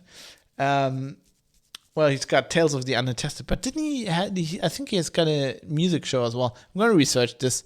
I'm going to do this properly. I meant to do this for a long time, giving a shout out of his new podcast. I need to see if it's still going anyway. I think, Dan obviously had some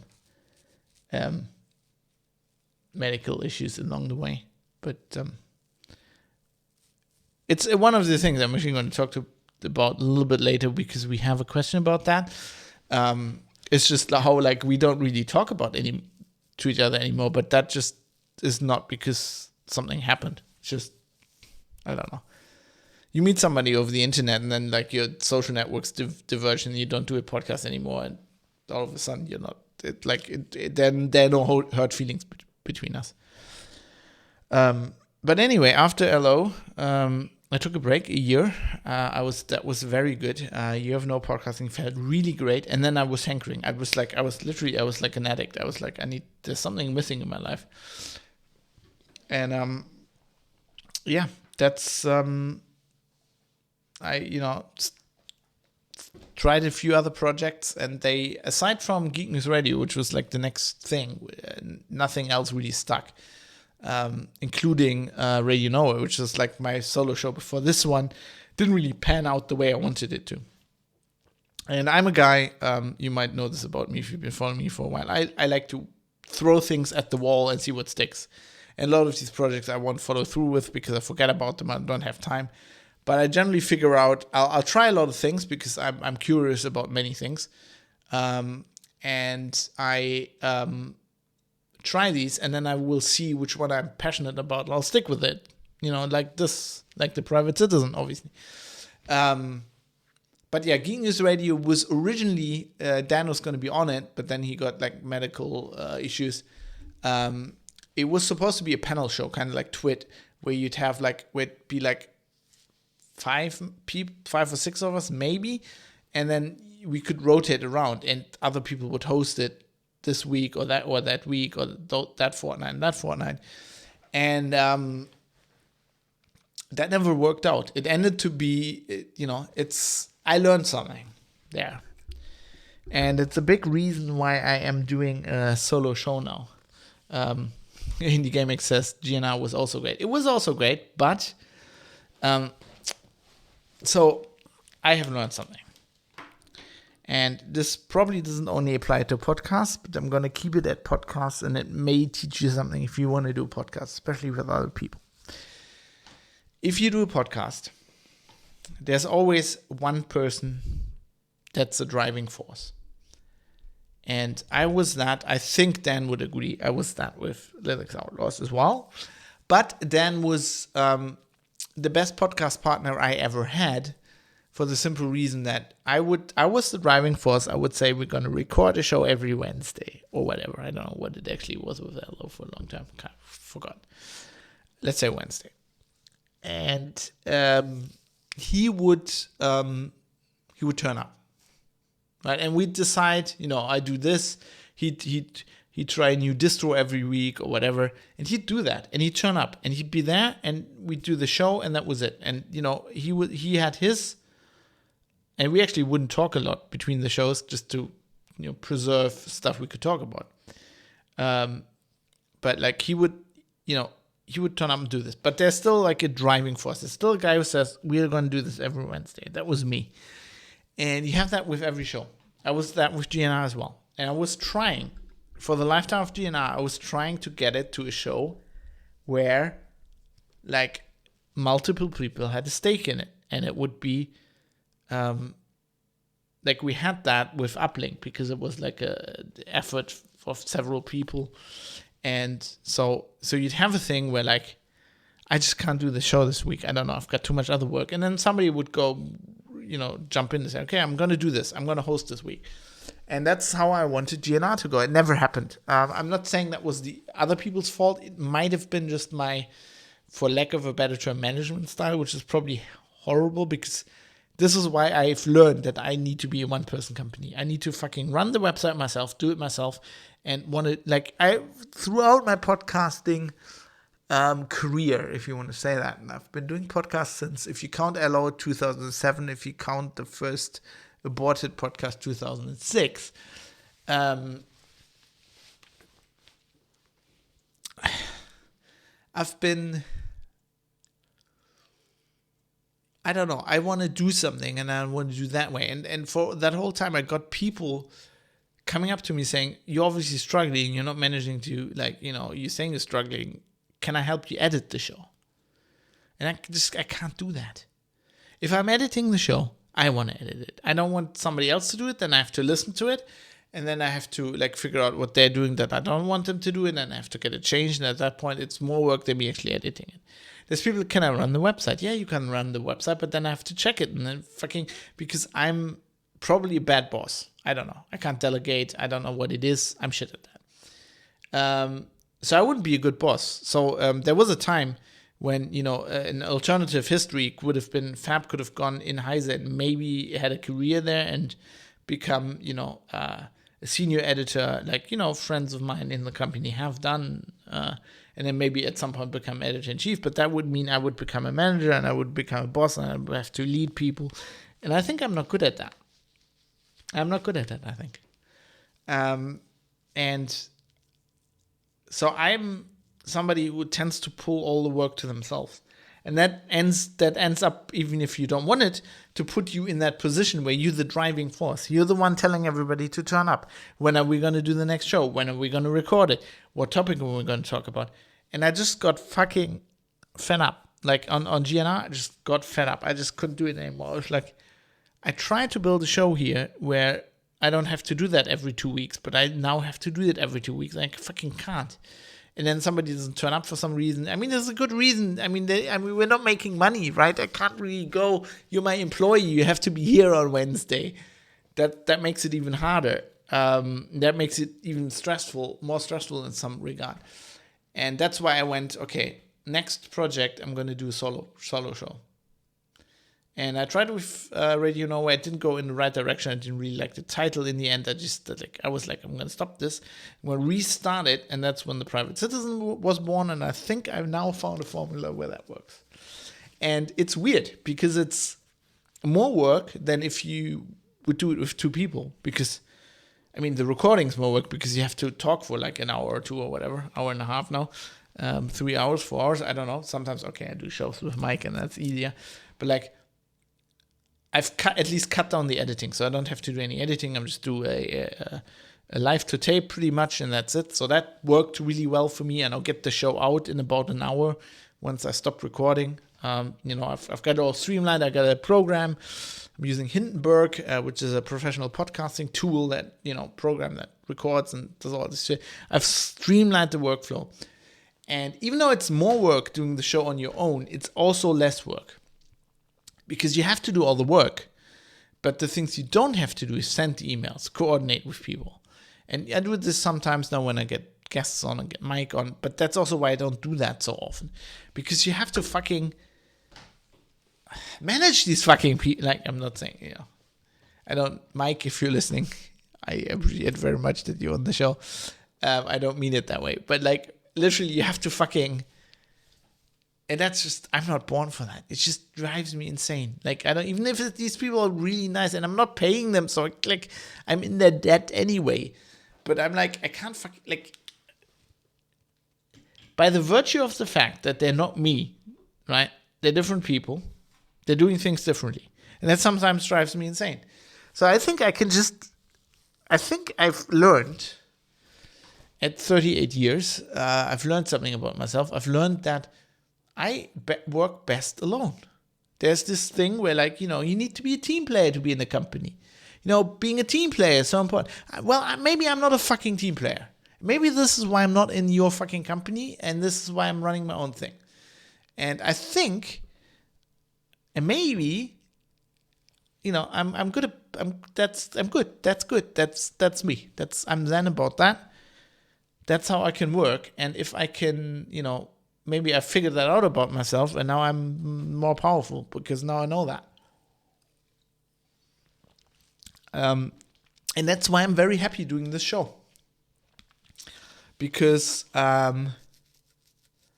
it has its challenges. So you're talking into the void. This is why I'm always going, please give me feedback. I mean that.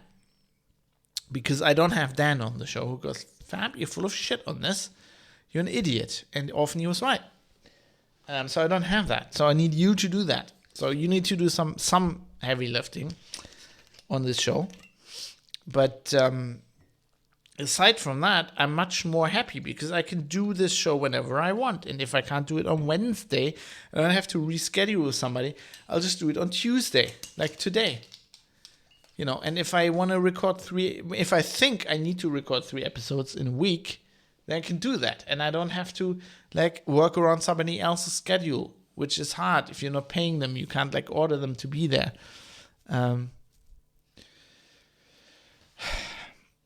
Anyway, we have some feedback. While I was talking about feedback, we have some stuff in Twitch chat. Indie Gamer says, you always felt you need to push and run it. Yeah, I do. I don't know. I don't know if that's good or bad. That's just the way it is. Audio is weird, though. If you care about it, then it's really hard to hear other people's edits. Yeah, but it's probably the same with video, though.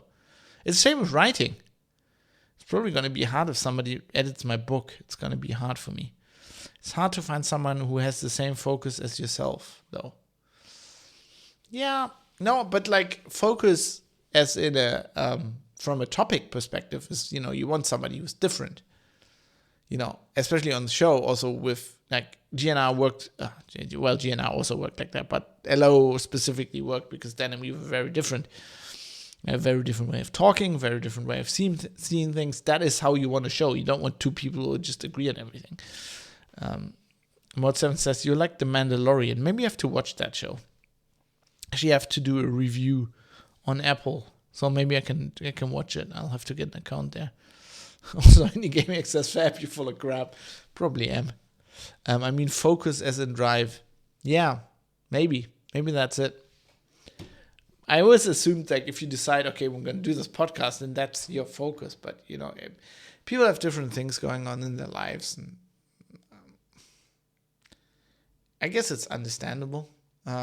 What I'm really trying to say, and we're going to come back to this in a bit, is I'm really happy where I am right now.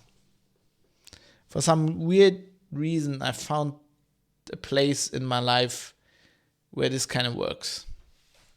I'm not making shitload of money, but I'm kind of working like I want to work, I think. That's not to say I don't have issues. I have issues with procrastinating and sometimes just concentrating on the wrong things. If you have a boss, sometimes they have a better business perspective and they can tell you should really be doing that. And I don't have that. But, so there's definitely issues there. But I feel a lot better. Actually, I had this, it must have been over a year after I quit Heise. This is the weirdest thing. So I'm standing in my kitchen in the morning and I'm having my morning coffee. I was standing there looking out the window. I think this is still in Hamburg. I'm looking out the window. And I'm like, something feels weird. Something's different. Because I was thinking back at my time at Heise, and I was missing some stuff. I'm missing some colleagues. I was like, I was breathing in. I was like, something feels different than it was back then. And then I realized that when I stopped, pretty much, I left the company. I went on Christmas holiday and New Year's with friends in Denmark, and that was cool. And I came back home. I started working. Everything was exciting. And you just fall into that new thing, right? You're just this is exciting. Everything's different. Oh my God, you're working from home in your pajamas. What the fuck? You need to stop masturbating and actually work. and like that Mitchell and Webb sketch, and you fall into that. But then I realized that I feel different. Like I had this pressure. This sounds really dumb, but it really, like, I'm not making this up. I had this pressure compacting my upper, like my lungs or my rib cage. That was stress. That was stress from working at the company. That was gone. But that I'd had for years. I'm talking like 3 years or whatever. I'm talking like I had that for so long. And it was continuous. And that's also where I got the back pains from, I think. That I didn't notice it anymore. I just noticed at some point suddenly, like probably a year later or whatever, I noticed it was gone. And I've actually since, I've put myself into positions where, I've stressed myself because especially with the pandemic, I was like, I'm not making any money. I had like a lot of income. My income just plummeted and I was like, I have to do shit. And I overworked myself. Like no boss would ever overwork you. And I actually start getting the feeling again. I was like, this feels like back when I was working at Heise. I was like, this feels like the thing you recognize when you were standing in your kitchen there with your morning coffee. And at that point, I dropped everything. For like 2 or 3 days, I was like, the first thing I did, I went on a run. I ran like for 15 kilometers. I ran like to the other fucking side of Düsseldorf. I was like, fucking have to get this out of my system. I need to fucking relax and I'm going to shut everything down. I'm not going to take any more. It doesn't, fuck the money. I'm going to play some video games, read, do whatever. And I just had to decompress. This needs to go away. I was like, now whenever I feel this coming back, I'm like, you can't go there again. That was really unhealthy. And I think this is what a lot of people have when they're like work that much or work in a situation where like it's not, they get stressed from other factors, not even the actual work they're doing. I don't know, whatever, or both of it.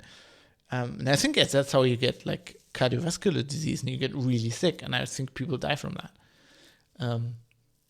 And I think it's possibly also because I'm not a burnout person. There are, you hear from a lot of people that have burnouts and whatever they go through, and I've never went through anything like that. I think I'm just not that person. Like, which is not to say it's better. Like, I think it's more unhealthy because I think you just, I don't know, either literally work yourself to death, whereas if you're a burnout person, you just get a burnout, and then your body just shuts down, and you're like, okay, my body just saved from myself. Now I figure out, okay, something is wrong. I need to do something. I just got angry. I was like, I would never have gotten a burnout at the company. I was like, I would have at some point, I would just like thrown somebody through a window in one of these fucking meetings. Like, just to give you an idea. At some point, at the CT magazine meetings, somebody had the brilliant idea, our meetings are too long. It's like I could have told you that a year ago. Okay, what we're going to do is this really cool American concept called a stand-up meeting. Nobody's allowed to sit down anymore in the meetings. We're all going to stand, which means it's going to fucking make the meeting go away faster. Like, because people want to get through with things. Worked for one meeting. They were aiming for 15-minute meetings before it was over an hour. Right. So, worked for one meeting, 15-minute meeting. The next meeting was like 20 minutes, 40 minutes. After like a month or two, we were back to an hour plus meetings. Except now nobody could sit down. We all had to stand up. And I had my back, I was like dying. I was leaning in a corner somewhere, trying to fucking not die because I couldn't fucking sit down. This is how dumb it was. It's like, great. Now the meetings are longer than they were before, except now I can't fucking sit down. Because one of you fucking idiots had a stupid idea. Like, what the fuck is wrong with you people? you don't have burnout because you have no kids. No, I don't think I don't have burnout because I'm not a burnout person. I would have literally just at some point, like I think my burnout responses, I would have just killed my boss or something, or killed somebody. Would have thrown somebody through a window. I don't know. I hear about people that have temporary hearing loss from stress. Yeah, I know several people personally who have that. You're free to create your own stupid ideas now. Yeah, but I won't do it. This is how a meeting works for Fab Industries. So I have this idea. Okay, so what's your idea? Oh, yeah, we're going to do this. What do you think? Yeah, I think we're going to do it. Okay. Meeting adjourned. Let's go to work. That's how it works. Indie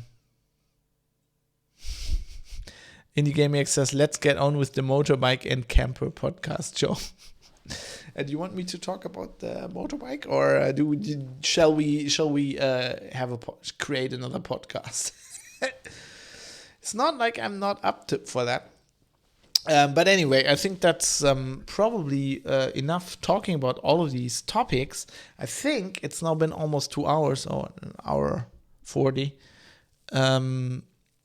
Maybe we should start getting into the questions people have asked on the forum, where, called for participation on this kind of thing. The Motor Fab C show. Yeah. Oh God, I've got so many ideas for podcasts. I just don't have, that's one of the things that I have more time now because I have less meetings, but I still don't. Actually, I don't have more time because actually I think I've converted the time at the company where I just spent in stupid meetings and idiotic social gathering things that didn't help anybody. And I've used them I'm doing exercise now. I'm pretty much, not every day, but I'm running 2 times a week. I'm doing boxing exercises. I'm trying to do weightlifting.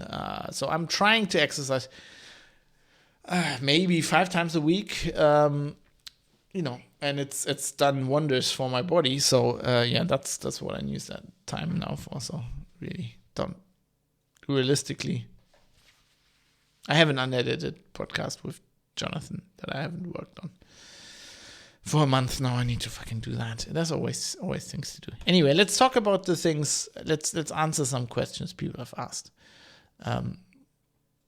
You're looking very trim. Thank you. Well, I have since the pandemic has, since in March 2020, I started exercising in earnest. And I lost a lot of money. Jesus. I lost a lot of weight. And then I gained some back. But I've also started doing weight exercises. So I pretty much lost 12 kilograms. So I used to weigh, so I'm 1 meter 84. So it's 6 foot even. I used to weigh about 87 to 88 kilograms. And from 87, I think I went down, let me just get a calculator up here so that I'm not lying. Let me see if I got that right. From 87, I think I went down 12 kilograms. 75. I went down to 75. That's correct. So I lost 12 kilograms and I'm now back at 80. So I gained 5 kilograms, but pretty much all muscle. I've always been my legs have always been very trim and muscular ever since I played football. But I still have a bit of a belly. I lost some of my belly, but I've I've never had arm muscles. Never. I've never been a muscular person. I've never trained them. So I started doing that. I actually have actually some proper muscles now. I've actually got shoulders. I got some breast muscles now. I actually want to do some kickboxing training once the pandemic has calmed down a bit more. But yeah, that was very, very, very good for myself. I think, if you have a job like me and you're in front of a computer all the time, I can only recommend doing some exercise. This was one of these platitudes. Again, everybody says that, but I knew that for 20 years, right? But by the time when you're actually doing it, I mean, I just feel so much better. On a day I go running, I like to go running at like, I don't know, 5 in the afternoon. I do some work and, then go running 5 in the afternoon or whatever. And then after that, I take a shower, then I eat something. And then I'm like fired up. Then I got like 4, 5, 6 hours more work in me. And I'm full of energy. It's like this the way my body works, but it's really good. And I started actually running with weights. So I was looking into rucking, which is like you wear these weight vests. And since I'm a nerd and I like cool shit, I bought like a plate carrier, which is something that the military uses. It's one of these things where there's a body armor, but it's not like the old style where it's like built in. But you can put like different types of body armor in that. And you can buy those, and then you can just buy steel plates, which are not ballistic body armor. They don't protect you. They're just weights. And for quite a while, I've been running with 8 kilograms of weight. And I run about 10 kilometers with that. I'm not really fast. I need about an hour 15 and to an hour 20, depending on right now, because it's cold and raining. I'm a bit slower. So I'm not really fast, but I'm not trying for fast. I'm trying for endurance, basically cardio training. And I've actually realized that I'm actually getting breast muscles just from, or like core muscles, right? Like also stomach muscles, which I've never had before, just from wearing that vest, like and running with it. It's carrying porridge. Yeah, I could also carry porridge. I just thought a plate carrier with steel plates just cooler. Also, it's like really, it's incredibly useful. It's got like all these molar attachments. So I've got like one of these like American GI canteens that you can just put on it, and I've got like pouches so I can put my phone in it and my headphones and everything. And now it's dark, so I'm running with a flashlight. So I've got like a little holster, and I've got like a light, and I've got like a tactical flashlight I'm using in case, I don't know, there's some really dark patches, because once I was running through a dark a dark like path, and I went off the path and I ran into like a rabbit hole, whatever. Fucking nearly broke my ankle, like sprained my ankle really badly. So I was like, from now on you need fucking light. But anyway, let's go into the questions.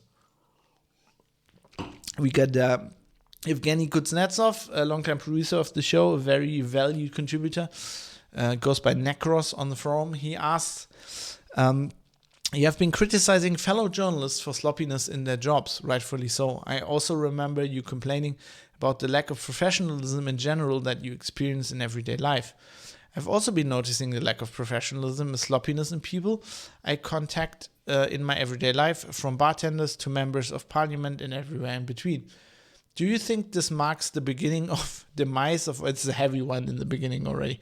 Do you think this marks the beginning of demise of our society and our species as a whole? Are we doomed? Is the world heading for a disaster? Or do you think it's just your gray hair talking? I mean, it could be my gray hair talking. I have a lot of gray hair. Heise had a lot to do with that. I have like all of these photos they took of me. They often take photos of the editors and, put them in the magazine for like, with the article, to just like illustrate the articles. And when I started there, I had full brown hair, maybe had 2 or 3 gray hairs. And by the time I left, I was almost completely, I was starting to get really gray. I got a bit more gray. Now I'm almost completely gray. So, it might just be my gray hair talking. My card, who have it's probably new in chat as well, says get night goggles and you're better equipped than the Bundeswehr. Yeah, actually, I just need the light I have. You can actually switch to infrared, so I have an infrared light. But I bought this tactical flashlight because I have this problem that there's like people on bicycles, so you're running pretty much in the dark, and it works because you have night vision. And then this guy in a bicycle and comes along and has their light. Not towards the floor as it should be, but right in your face. Or like a special case of these electric scooters, and they have like lights and they just blind you. Fucking hate that. It's like car lights. They're way too bright these days. So I bought this 1200 lumen tactical flashlight which if you turn that on, the other person doesn't see anything anymore. So I can now strike back with light if I need to. Yes. So Yevgeny, with journalists, the thing is, I criticize them a lot, and it's not like I'm above criticism. I've certainly done mistakes, but I'm trying, right? And I feel like a lot of journalists aren't trying, and there's a reason for that. They're very shittily paid, and they have bad working hours and whatever. But I have a lot of friends who are doctors, and they're better paid, but they have shittier working hours, and they're like people in healthcare, nurses who are not as well paid as journalists, and they have shittier working hours, and they have shittier jobs, and they try their best. And a lot of journalists don't. Indie Gamings just fell off their chair because I fucking blind. I'm obviously Twitch streaming, and I just turned the camera white with that. I can recommend these. This is a Nightcore MH12. It's a fucking good flashlight. Also USB charged, pretty good, and it looks like a lightsaber, which is always a bonus. Anyway, yes. So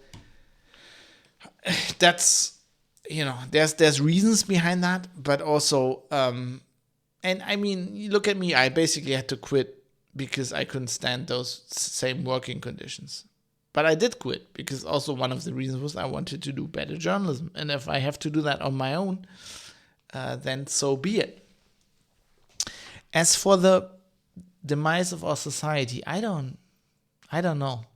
See, I sometimes think that way, but then my wife always tells me you're an old curmudgeon-y old fart. And I think she's right. I've always been saying I've been born with a soul that's about 65 years old. And my soul has been 65 years ever since. And I'm like now 38, so I'm getting closer, but I'm still not there. And that might be it. I just might be a cranky geek, curmudgeon-y old fart, John C. Dvorak, version 2, I wish.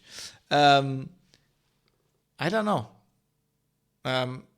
He says also, what do we do about it? Encouraging people, being an example in diligence only works to a minor extent. Yeah, I don't think it works at all.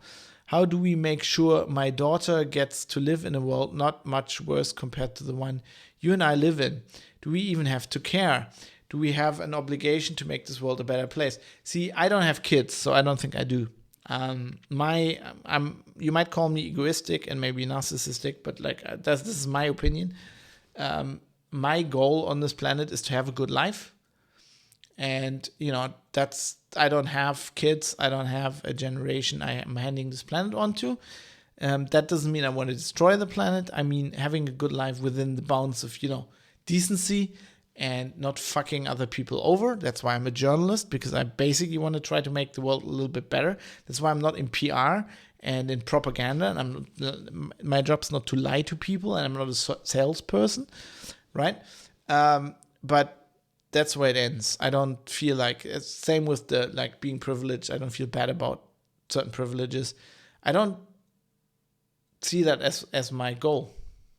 And I don't think we can stop it. I'm going to talk with Mike about this on it's probably a series of upcoming episodes. This is my view of, for example, a lot of the climate activism is that the goal might be laudable, but I think the end effect on society is probably going to be worse. I think they're actually fucking up the planet by trying to save it, fucking up society. If you go, we need to save the planet no matter what, and you're just basically trying to trample people's personal rights, established democratic procedures, because you're we're too slow, the planet is dying, then you might save the planet, but you'll still fuck it over because our society is going to be fucked. So I don't know. I don't think we can do anything. I think if anybody can do anything about that, I think this is just like history works generally. It's going to be your daughter. She's gonna have to sort this out for herself. I don't think actually we have a responsibility, beyond our own generation, pretty much. It's the same reason why, as somebody who studied history and spent a lot of time looking at the Third Reich, there's this idea that Germans are responsible for what happened back then. And I don't think I am. I'm not responsible for what my grandfather did when he was in the Waffen-SS. How could I be? I feel like because I live here, because I am a German, I'm very interested, and that's why I learned a lot about history. And I still, of course I'm going to try to not have it happen again, but that doesn't mean I'm responsible. So super users, my granddad was in the Waffen-SS, My granddad actually volunteered. I think pretty much like anybody was in the Waffen-SS. He was wounded in, I think, Finland. Had a grenade shrapnel piece in his leg until he died. This actually is a combination of what killed him. Actually, what killed him is he came back from the war and was an alcoholic. He just drank. And he died in 1995, I think. But he, basically from complications of that shrapnel. He was in Russian, it was a Russian POW, which is probably what broke him as well. And he was just never the same. And I think my grandma's living a much better life since he's gone. Was he still a Nazi supporter after that? See, I don't know. I was very young. He died in 1995. I'm born in 1983. I just remember he was the kindest person.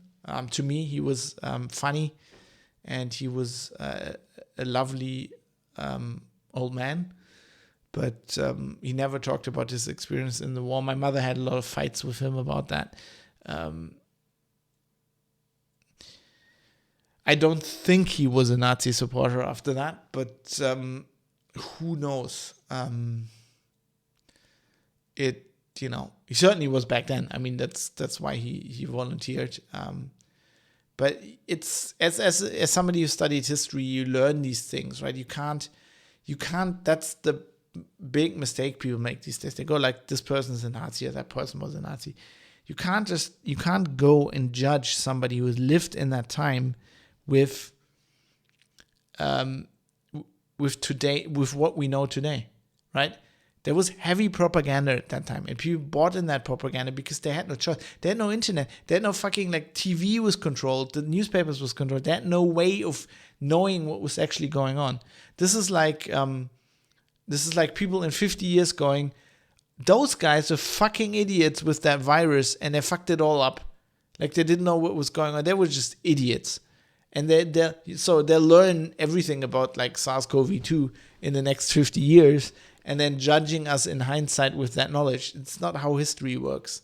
I had a history professor that said the hardest thing about history is you basically, yes, you're yourself, so you can't change your bias and whatever. So you're judging history from your own viewpoint, but you also have to put yourself in the shoes of the people who lived back then, which is impossible. But for example, this pandemic and what's happened to our, I've said this before, to our rights and freedoms, whatever, has actually helped me understand how things were in the Weimar Republic when the Nazis came to power. Things I never understood because I've never seen these changes in society, right? Where a democratic society suddenly, from my point of view, goes bonkers and does things that are completely counterintuitive to keeping your freedom. And that's just I can't. That's why I can't judge him about this kind of thing. It's just, Murkat says, my father's father survived Stalingrad and imprisonment in France. Subir says, thanks for opening up about this. Very interesting. My grandparents were on the right side of history during the war, I guess. I'm not opening, this is not opening up for me. I've always talked not on the show, because it never really came up, but I'm not ashamed of this at all. It's the history of my family. My grandmother, lived in, so she was from Pomerania, part of back then Germany, which is now Poland. She had to flee in the winter, basically barefoot with my mother, like a little child, pregnant with my uncle, in the middle of winter across Germany to Duisburg. From fucking middle of Pomerania. I mean, she suffered. If my granddad, he was in the Waffen-SS. He did horrible things. I'm pretty sure about that. I don't know, but I don't think you can be in the Waffen-SS without doing very horrible things. But I think my grandmother probably single-handedly suffered for that. At the hands of the advancing Red Army and by just fleeing and everything and losing everything.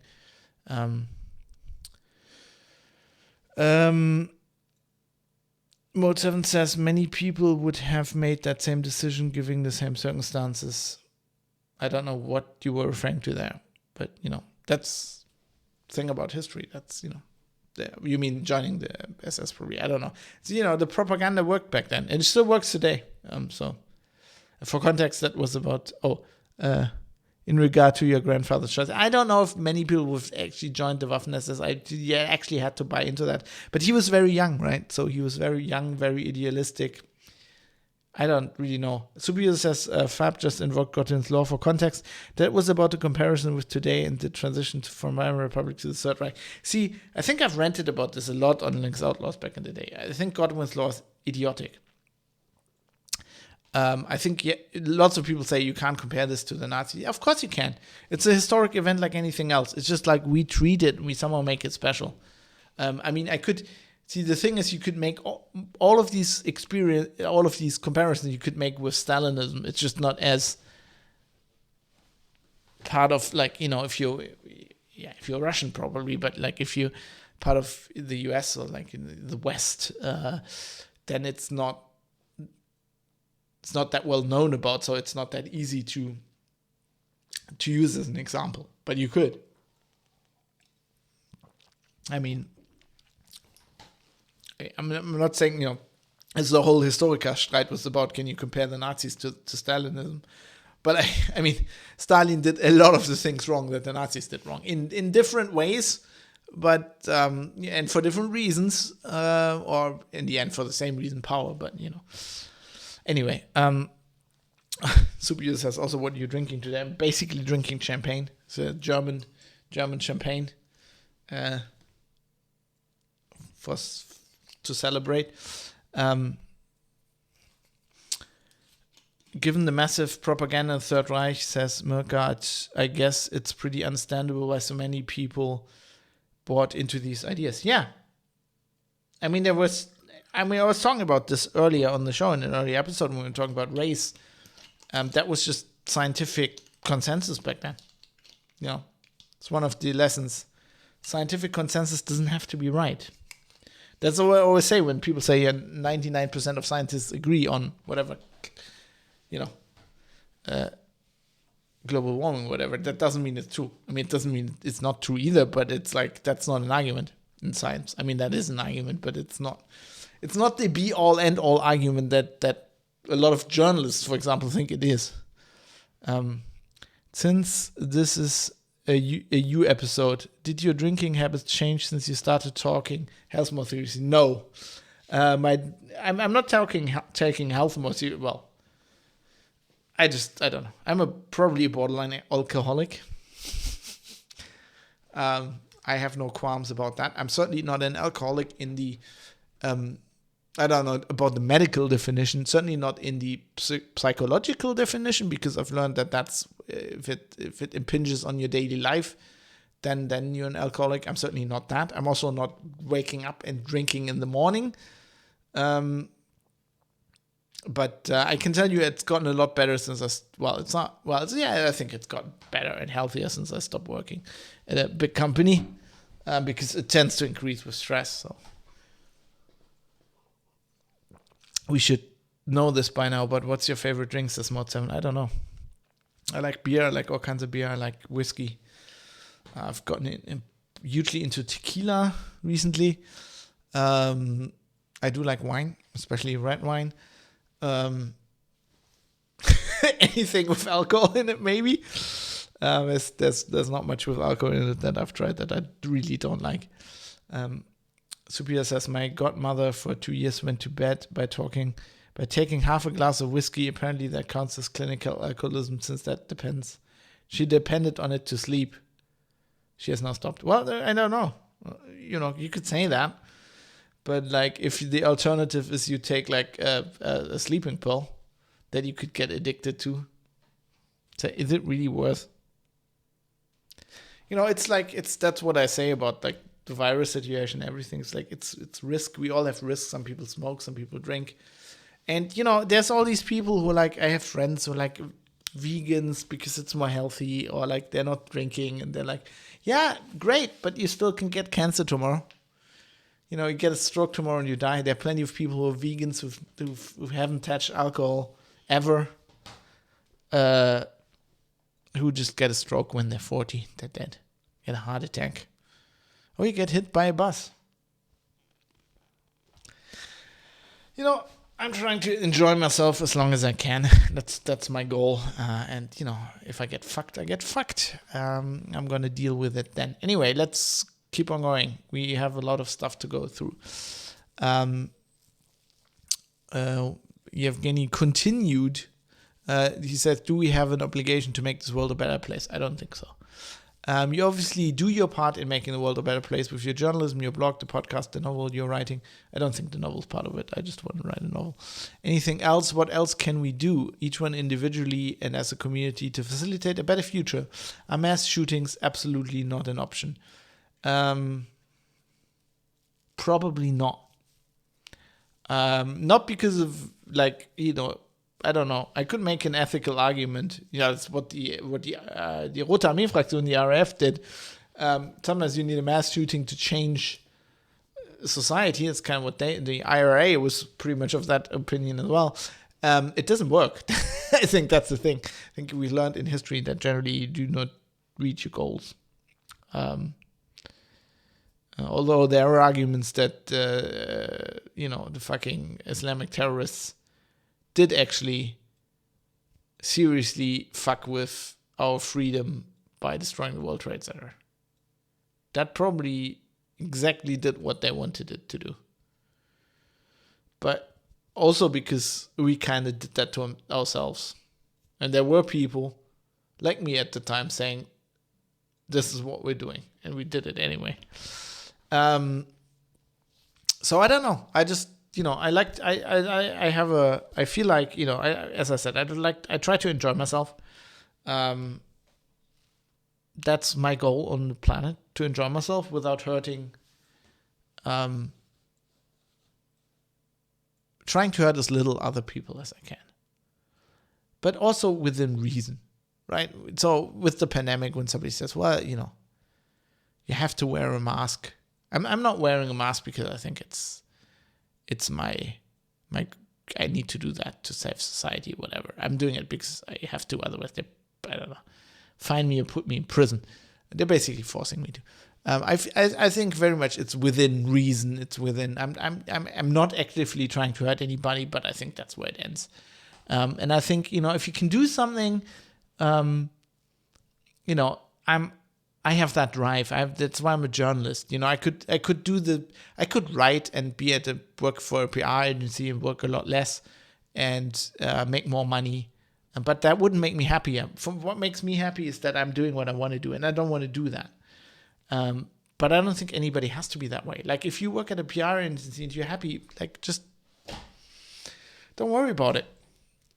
It's like I had this discussion with Mike. I don't know if we had it on the show, but like we're gonna probably talk about that in a future episode. But he was like talking about how he used to work for a company who did a lot of drilling and like fucking oil extraction, and I think he felt bad about it. And he now works for a company that does other things, to save the planet or whatever, and he's happy about that. But I'm like, okay, if that makes you happy, that's okay. But I don't think anybody should feel bad about digging oil out of things. I mean, we all fucking drive cars and use it and fly planes, and we buy stuff that they bring over with ships that use diesel. Like, I don't think this whole thing of putting too much, you're putting responsibility on yourself that's not your responsibility.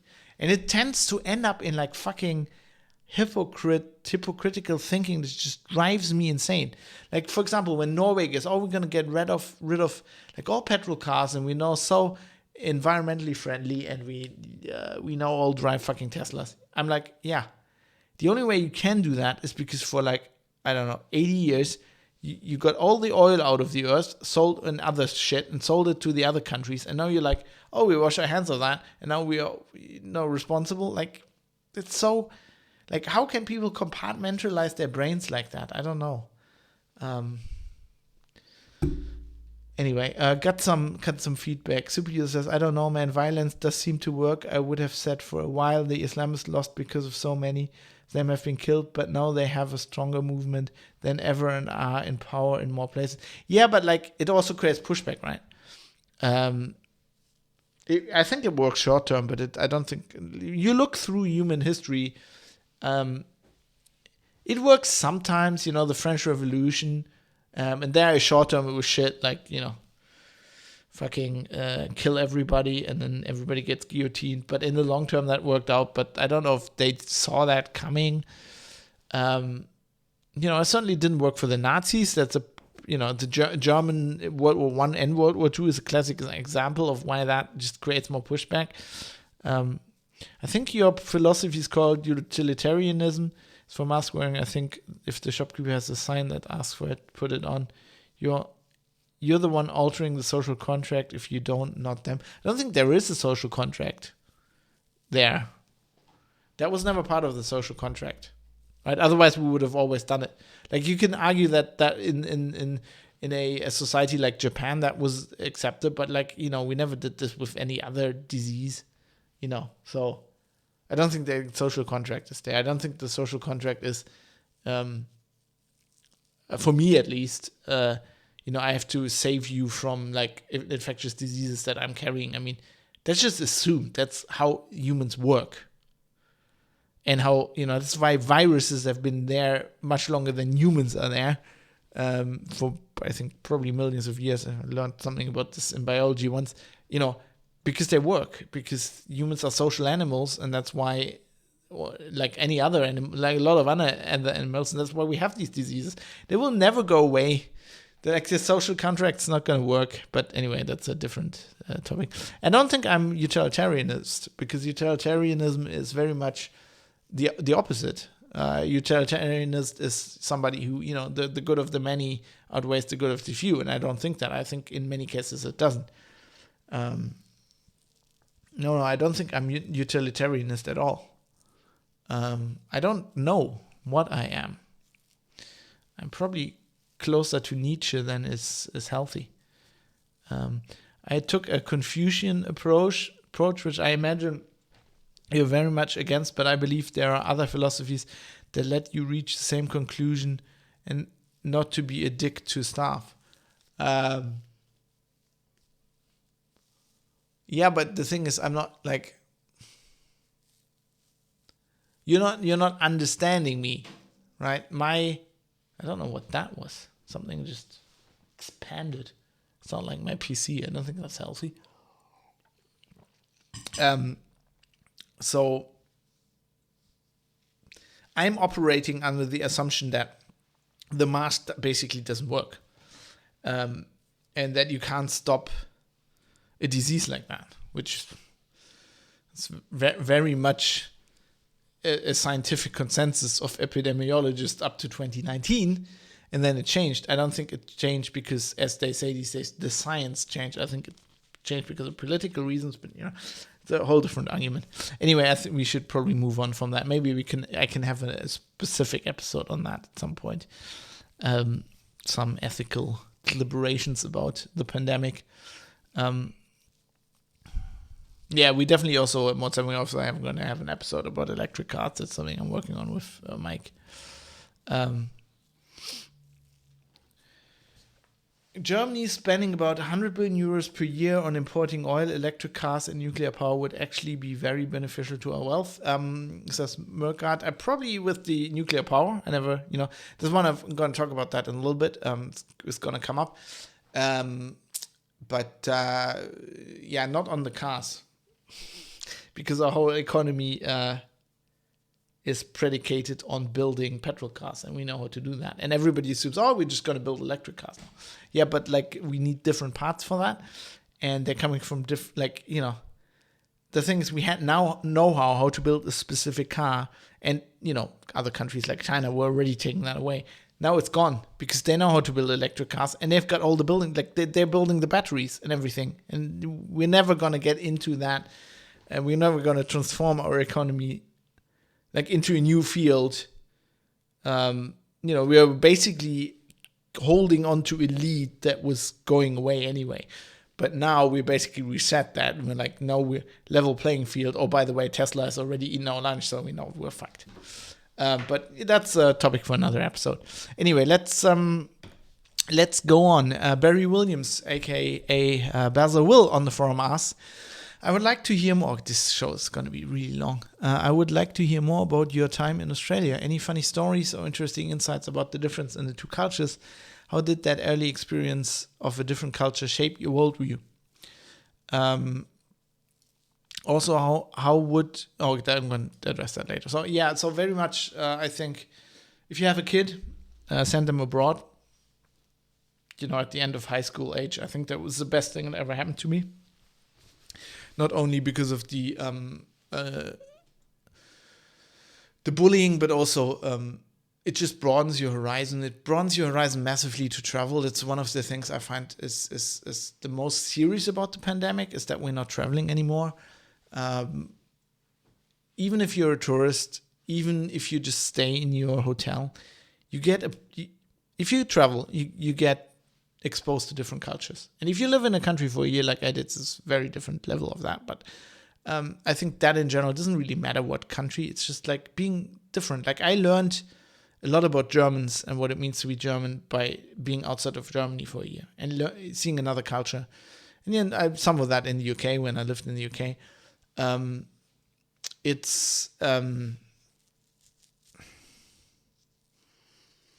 You only appreciate the idiosyncrasies of your own, like how you think, how there's very specific things of how you grow up. And I know people always say like nationalism is bad or whatever, but it exists, right? There are certain things about being German. For example, Germans do not have national pride at all, like drilled out of us. And if you grow up you don't never really notice that. You only notice that when you go to another country. You go to the US and then there's flags everywhere, and it's like, why are people putting their flag up? Or you go to Denmark and they're doing that, and you're like, I've never. And then you think about that. And Australia has shaped me very much like that. I love Australia. I love the country. I love deserts. I love the heat. I love the tropics. I love the sea. I just love that, especially Queensland. If I just could choose a place to live, it would be Cairns. On the whole planet, I think it would be Cairns. Fiji's gotten, since I've been there, Fiji's been gotten a close second. But the infrastructure in Cairns is just better. It's just beautiful. The people are very nice. They're very different to Germans.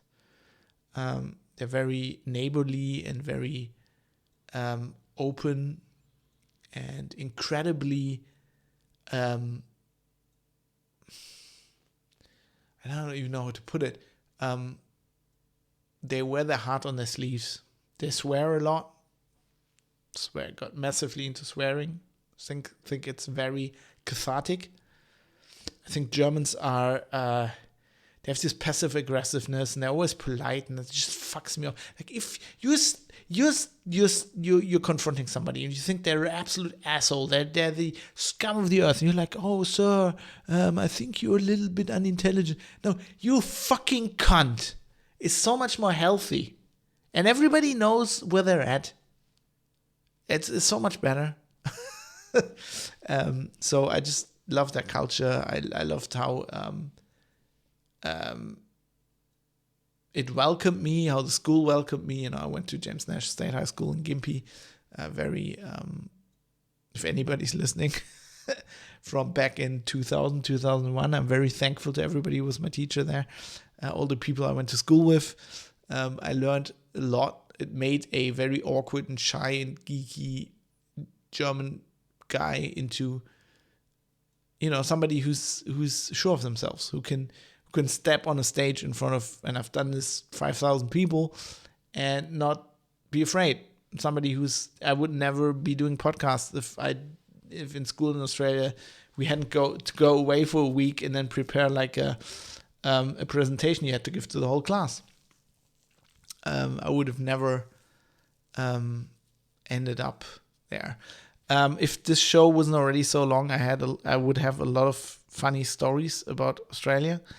Maybe, Barry, this is something you have to remind me of for episode 200 or whatever, if we're doing this again.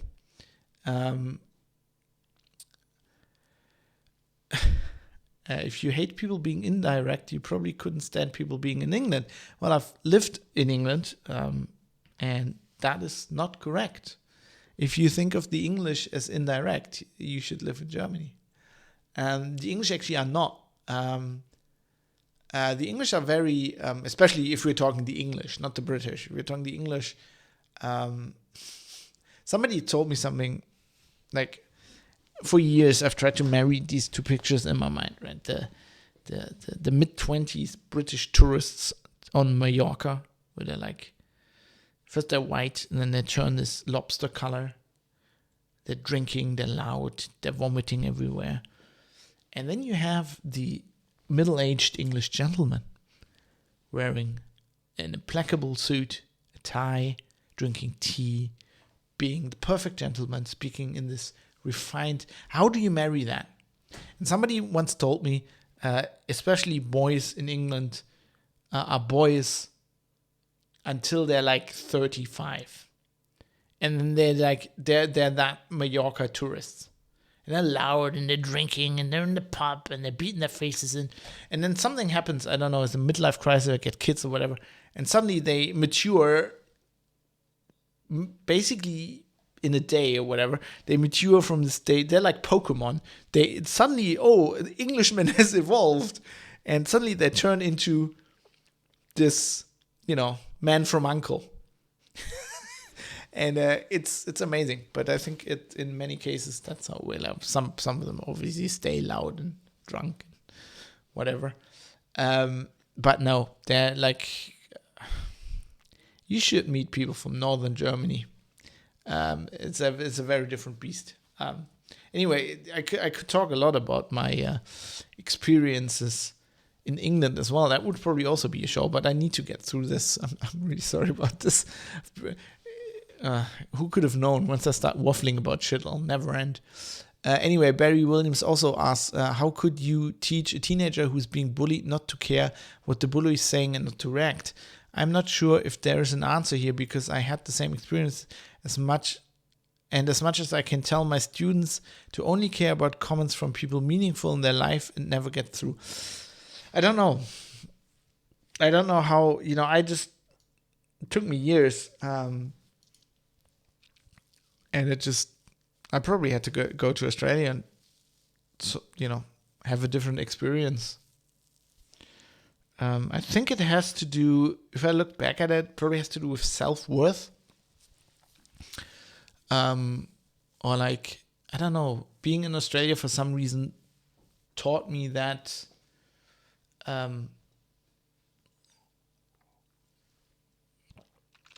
don't know. How can I put this? Taught me that to be happy with myself, like kind of a Zen kind of thing, right? Centered in myself and happy about the way I am, and knowing that I have faults, that everybody has faults, and that I have strong suits, and that I have to embrace my strong points and live with my faults. I don't know, and that everybody basically. I realized that everybody's just human. As we say in Germany, die kochen auch nur mit Wasser. Everybody is cooking with water, right? And the bully is also very insecure at the core of their being. And I don't know, it just, at some point, it just clicked to me, and I just understood that words don't hurt me.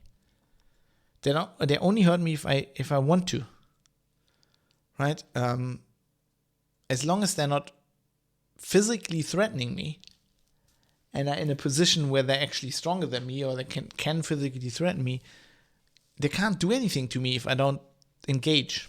This is the thing I talked about in the Drachenlord episode, right? If you don't engage, they stop. But I don't know how to teach that to kids. I mean, don't ask me anything about kids. I don't fucking have kids. I don't want to be a parent. I don't want to be a teacher. You guys gonna have to sort that out. Superuser says, for bullying and self-worth, I'd say it's having a richer life. If your whole life is your neighborhood, the road to school and school itself, of course that's going to dominate your life. You need to have some kind of outside of it. The truth is the computer can be an escape as long as you're not interacting with same people from school. That is wiser than anything I could have said. I think Superuser's onto something. Yeah, that's probably, I got a life outside of my school. You know, I went to Australia, I had my own life, I had met people, girls, things. That's probably it. Also, we have Steve B.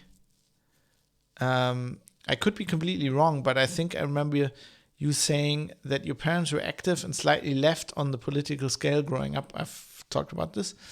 I know you currently identify possibly right of center, as I also do. So my question would be, how do you think your parents' political, social ideologies influenced you growing up?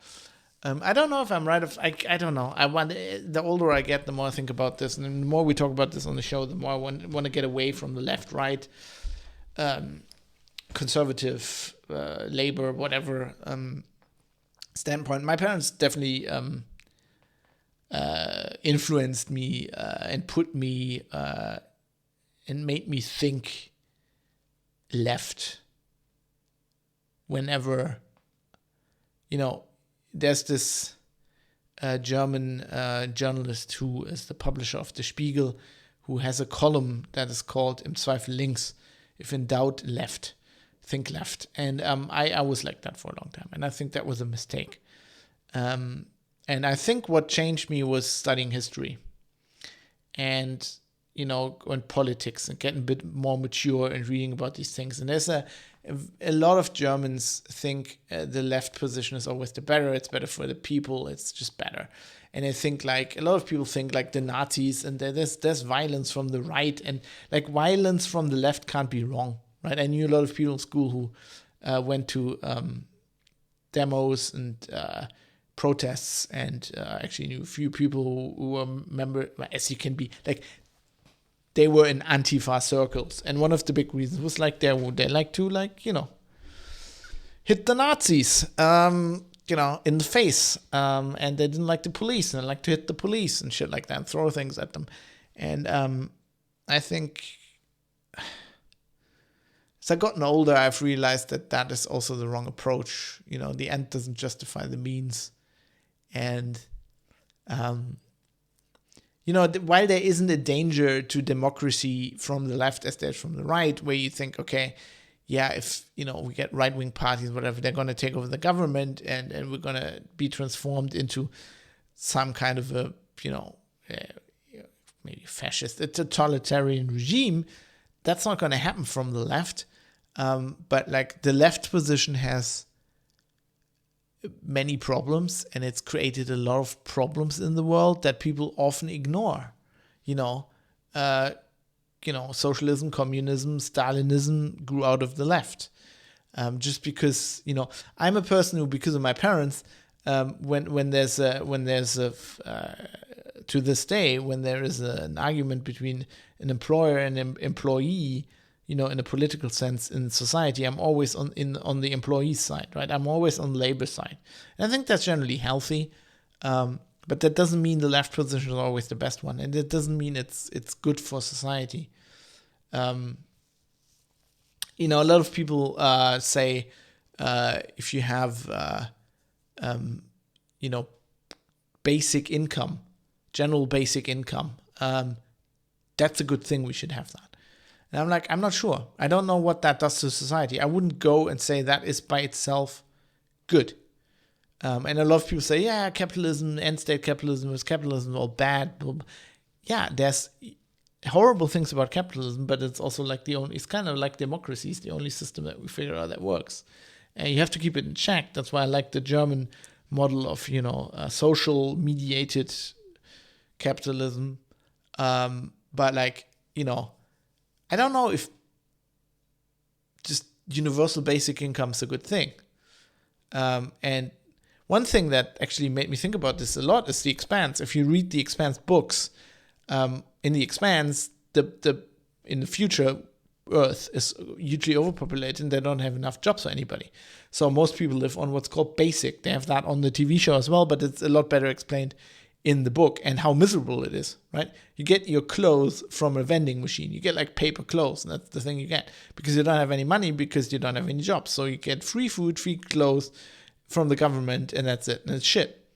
And you actually have to, like, after school, you have to go to work and actually work and be good in your job to get the right to go to university. If you're really lucky, then you have a lottery. And it's like, it explains the misery of a system like this. Like a lot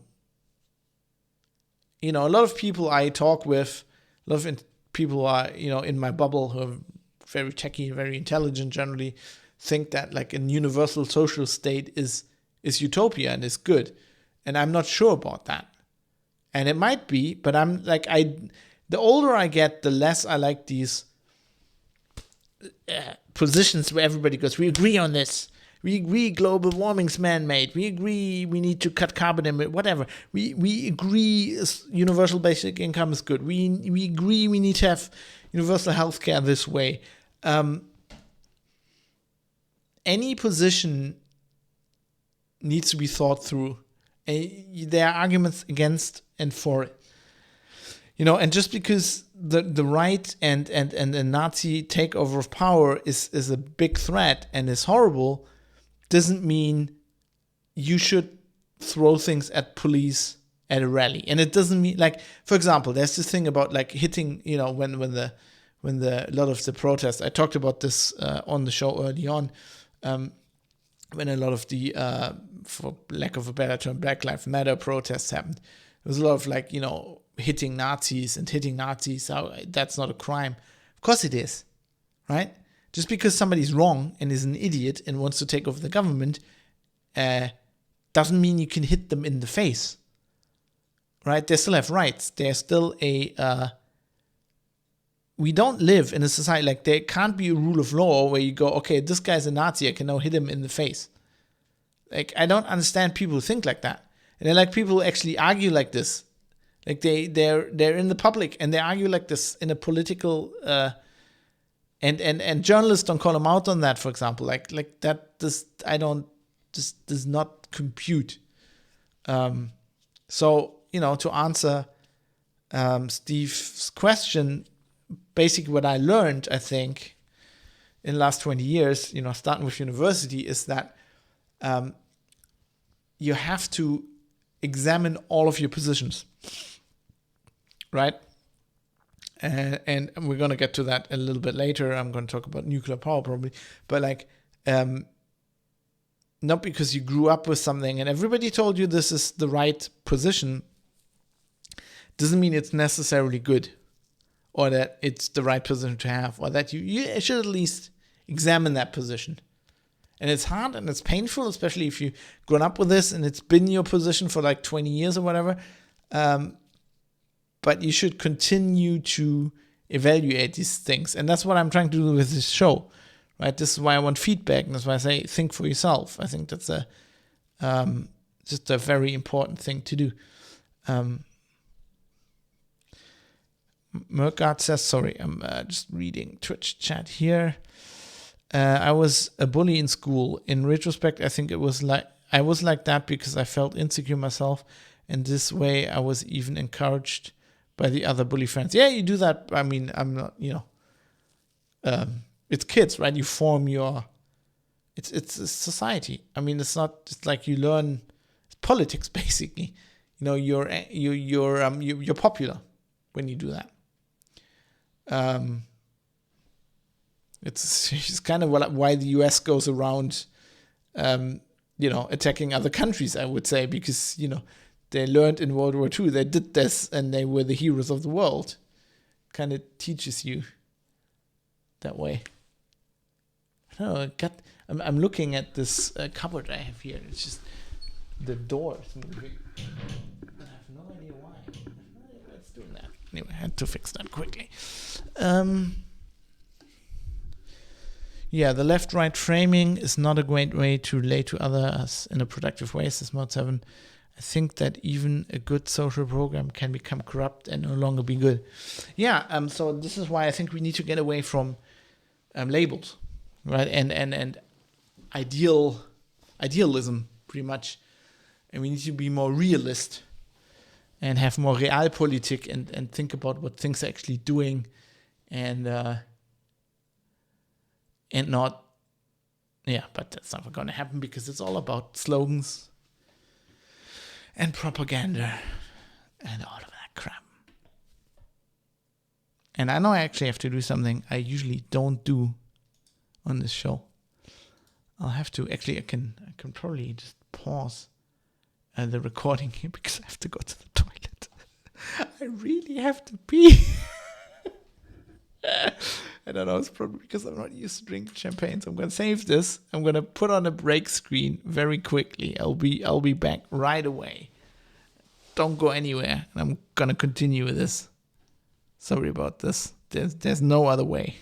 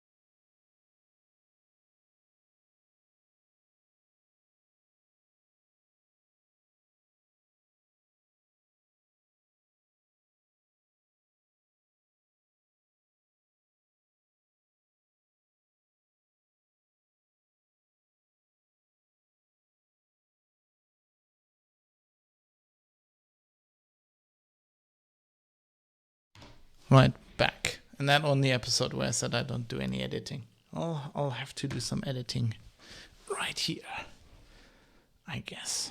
Let's continue our recording. All right, seamlessly. No empty bottles under the desk. I wouldn't call that a home office professional. I mean, I could do that, but I prefer not to. And I have a toilet right there behind that wall, so kind of works. He's saving his game. We need the save animation from No More Heroes, who perhaps needs a toilet break. I actually don't know what you're referring to there. I'll have to look that up. Anyway, let's do this seamlessly. Get back into the show. And then we get to producer Fadi Mansour, Redeemer F on the forum, who's also sent a question. We're getting back to Linux Outlaws here. I talked about that earlier. I started following your activities since Linux Outlaws, as I was interested in Linux as well. And while you are not of a computer science engineering background, you seem to be comfortable with the technical stuff. So can you talk more about this aspect of you? You seem to be curious to try different stuff. Yeah, so I'm just, I explained that earlier. I just got a computer when I was very young. 286, we're talking DOS 5. I mean, that was a DOS. I got Windows 3.11 at some point, but it was DOS only at first. And that just, at that time, for the kids that are listening, you had to do everything yourself. Install the new game, you had to fucking get the auto exec pad and the mouse driver and and every time you installed a new game, everything broke, and you had to figure out how operating system worked a little bit, just to play your game. And that's how I got into computers. And I guess I've always been curious to try different stuff. It's probably my parents They probably taught me that. And this is why I became a journalist. What I like about that job is I feel like I'm doing something for the public. It's kind of a little bit like being a teacher. It's kind of a little bit like education. But, you're informing. That's what you're doing. You're trying to inform people.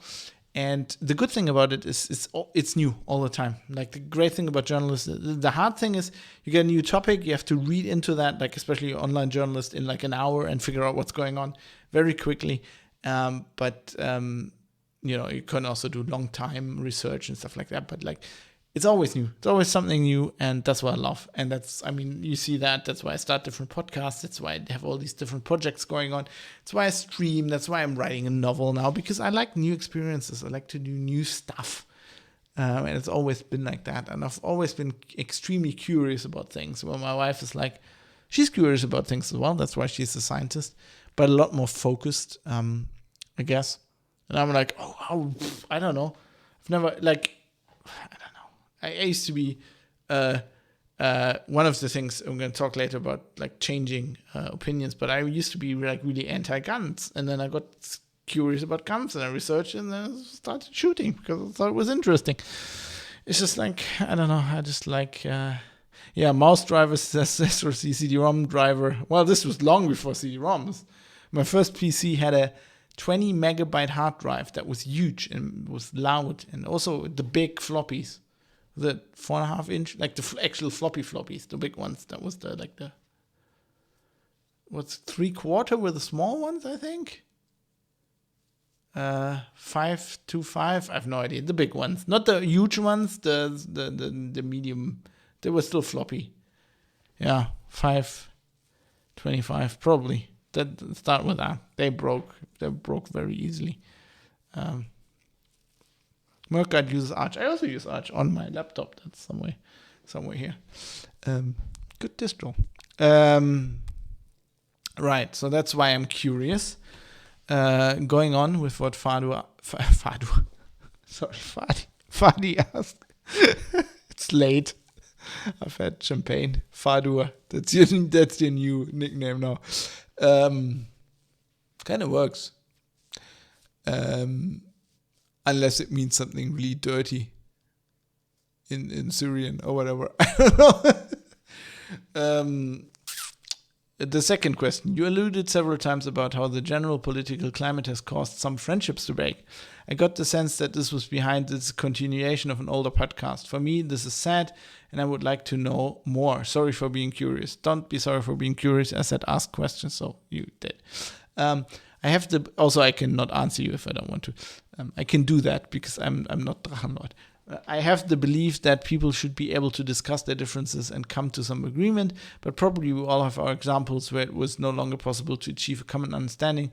This topic fascinates me, and I would love to understand how this happens and try to find ways to overcome it. So I'm curious about your experience. So no, this has not caused any breakups of any podcasts. Definitely not. All podcasts that I've stopped doing was either because I lost interest in them, because I thought the public lost interest in them, or because the way to organize them, or did the host lost interest, like LO and Hollywood Outlaws to some extent, or because the way of organizing them fell apart, like Geek News Radio. What I was referring to is something I can only guess at because I don't know. But I've made the following. So when the pandemic started, I had a wildly different opinion than a lot of people. And I got attacked about that by some people, which is okay.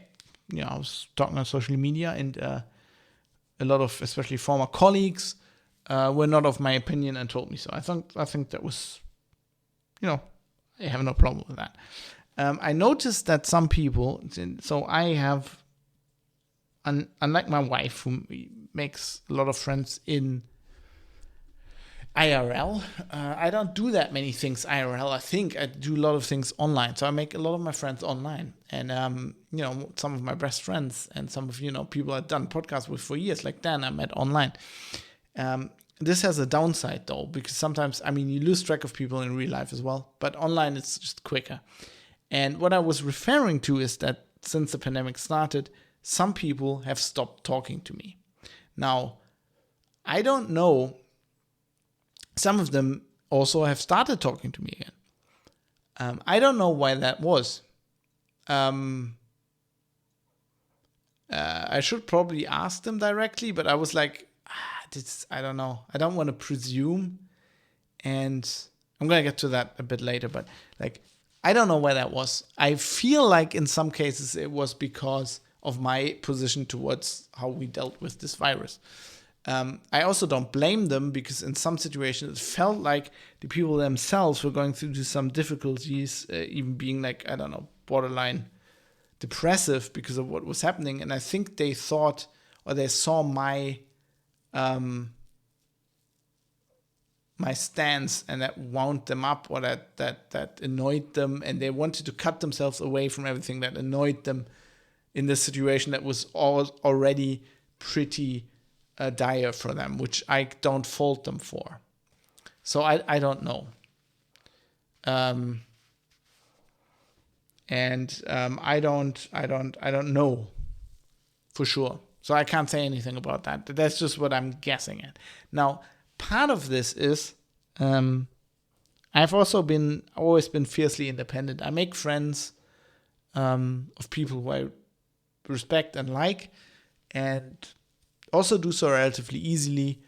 I'm not socially awkward anymore like I was in school. My wife always says, one thing I like about you, I can put you in a party, and anybody can put you in a corner with anybody, and you'll find something to talk about with them. That's because I'm curious and I like everything, and I like, I'm interested in pretty much anything, and I like people, and I like people who have different experiences like me. And if I don't know anything about repairing cars, and I meet somebody who's into repairing old Mustangs, I'm like, wow, this is fascinating, and I'll talk to them for 8 hours straight.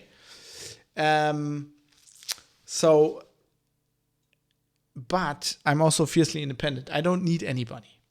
Back in the day, I really didn't need anybody. I grew up as a kid. I had a computer, and I just needed my computer, my Game Boy, and I'd be happy. I didn't need anybody. I had Super Mario, and I had I don't know what Schleichfahrt, and I'd be happy. I had Emerald Flint, and that was it. He was my friend, and I could spend hours and days and weeks. And later I got the internet. I could read anything I wanted to. I could do research basically, just because something interested me, and I'm fascinated by anything. And I can just spend 6 hours on Wikipedia reading about jellyfish. I recently learned what a jellyfish is because I was doing research for my novel. I'm like, fuck, they're like little polyps, and then they fall apart. And I could spend hours on this shit. I don't need anybody. So that's the thing.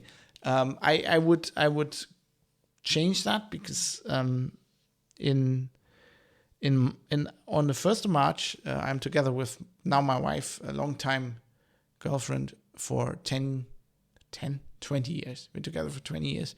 Jesus. I'm falling apart here. And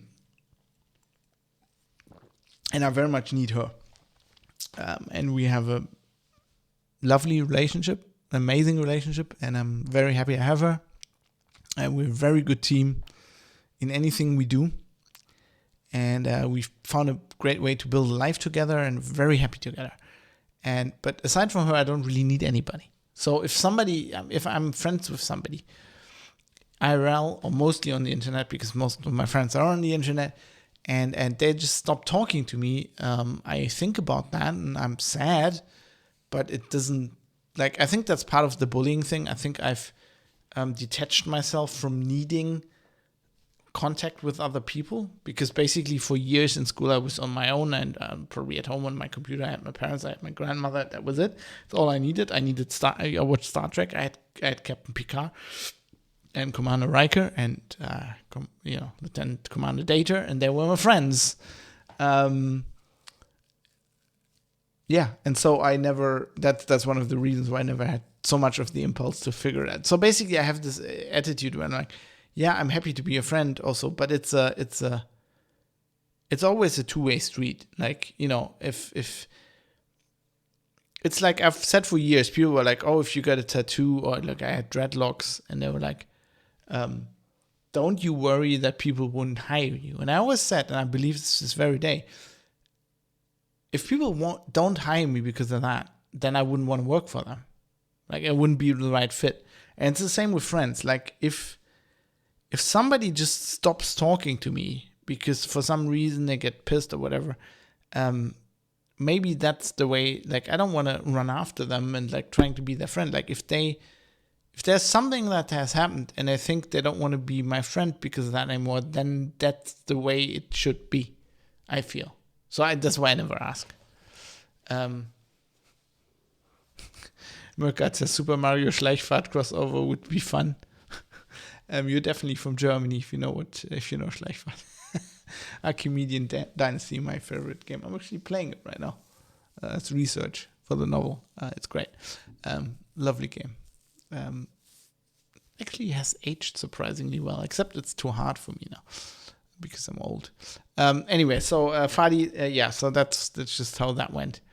And I also think that people should discuss the differences. And sometimes you just can't, but I think a good friendship and a good relationship survives that. You don't have to agree about anything. You can everything. You can just still get along and just not agree on that topic. But like if you I don't know. I feel like even if I have a different opinion of the pandemic and how we're dealing with this, you can still be my friend, right? Push comes to shove, they just go,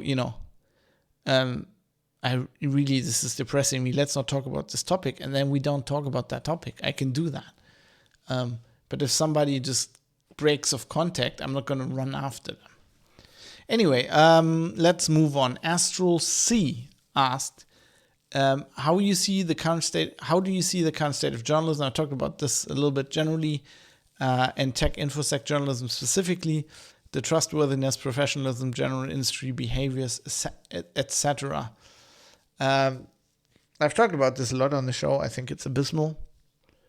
I think journalists, there are examples to the contrary. I think a lot of the stuff Tize is doing, that's why I like writing for them.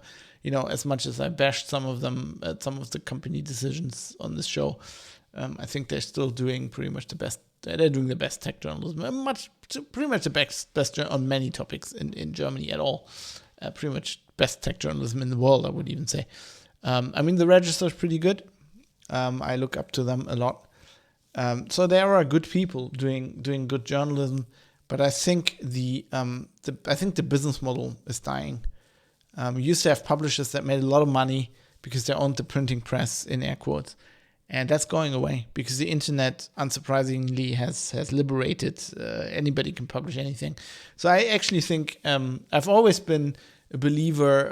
So when I was at the online desk at Heise, lots of people are like, online journalism's dead. I was like, no, because journalism will not die. Because I always believe that people want to be informed. That's a human curiosity, is a human constant. So people want to be informed. I think they want to be informed so badly that they will pay for that. We just gotten them used to not paying for it because we finance this with advertising for a long time. And I think it'll be a hard change and it'll be a long time, but it'll change. So I think the constant is that humans want to be informed, so they need journalists. So journalists will never go away. The mediums might change. They might be on YouTube, whatever. I believe there will be on video platforms like YouTube. There will be to some extent on Twitch, live streaming stuff like that, or other platforms like that. Substack, I think, is a good thing. I think we need to, and that's what I'm trying to do with this show as well. I think the future is a journalist saying, these are my biases, like I'm kind of doing on this show. These are my biases. This is where I'm coming from. And I am writing for you. And I want you to pay me. And people paying journalists directly that they respect. And maybe even we get to an enlightened state where I'm paying somebody who I'm not actually agree with a lot of the time, but that I just value their opinion or their perspective or whatever. But I think that will be where it's going. And to go there, journalists need to be open about their biases, and they need to get away from this cancer that is activism. Like, you can't, like, I had people, ex-colleagues that I debated this with, and they're like, journalists need to be activists. And I'm like, fuck, no.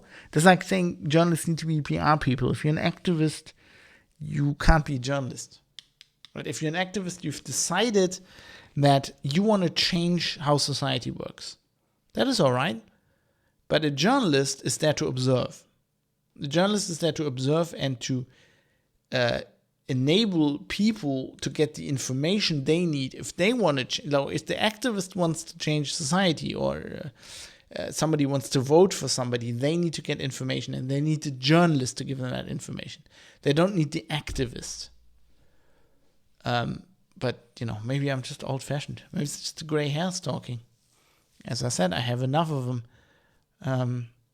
Local news has been mostly replaced by Facebook, says super user. Sadly, the fact people are unpaid means certain stories won't come to light. The algorithms also play a part in that. I don't know. Depends on the country. I think, local journalism, that's what newspapers still live from, and they still exist. Facebook, not so much. I don't think they're a distribution platform, but it's often traditional journalists that write those stories. I think local journalism is a good example for, you'll just pay your local. It's just not going to be newspaper. It's not going to be ad supported. It's going to be supported by people directly. I think. Melkart says the problem with paying for journalism is that journalistic products are just information that can be copied for free after being published. But that is not true. That's why we have copyright laws. And actually, they work pretty well. And there's quite strict punishments for that. I mean, you could argue that, if you're from Linux background, the copyright laws are a bit too strict. Unless you want copyleft, then you need copyright laws. Depends, right? But I think they generally work. There's no publications that just publish other people's stories that stay in business. At least not where I'm from, right? Maybe if you're in Eastern Ukraine or like in Thailand or whatever, I don't know. But certainly not in Germany. You're not staying in business. That's what cease and desist letters are for. Tobias says, could NFTs, blockchains resolve this problem? I think you're trolling. I don't think NFTs and blockchain will change anything. I mean, the blockchain is just a database. I don't think you can solve this problem with a database. I think the problem will be solved by people are reluctant. The problem is not all of that. The problem is that people are reluctant to pay for journalism, period. And we're currently in a chicken and an egg situation because all journalism is shit, pretty much. And if somebody like me says, okay, we need to pay journalists, then, the consumer rightly says, but why should I pay these assholes? They're idiots. And I go like, yeah, you're right. So something has to change. I don't know what it is. Something needs to come along. I don't know. Maybe a new distribution mechanism. I don't know what it is, but something will budge. Maybe it's just a generational shift. Maybe some people growing up will understand this. Maybe something needs to really break. I would have thought, but I'm a journalist and I live this, and I'm one of my big things is journalism critique. So I read a lot and I think about this a lot.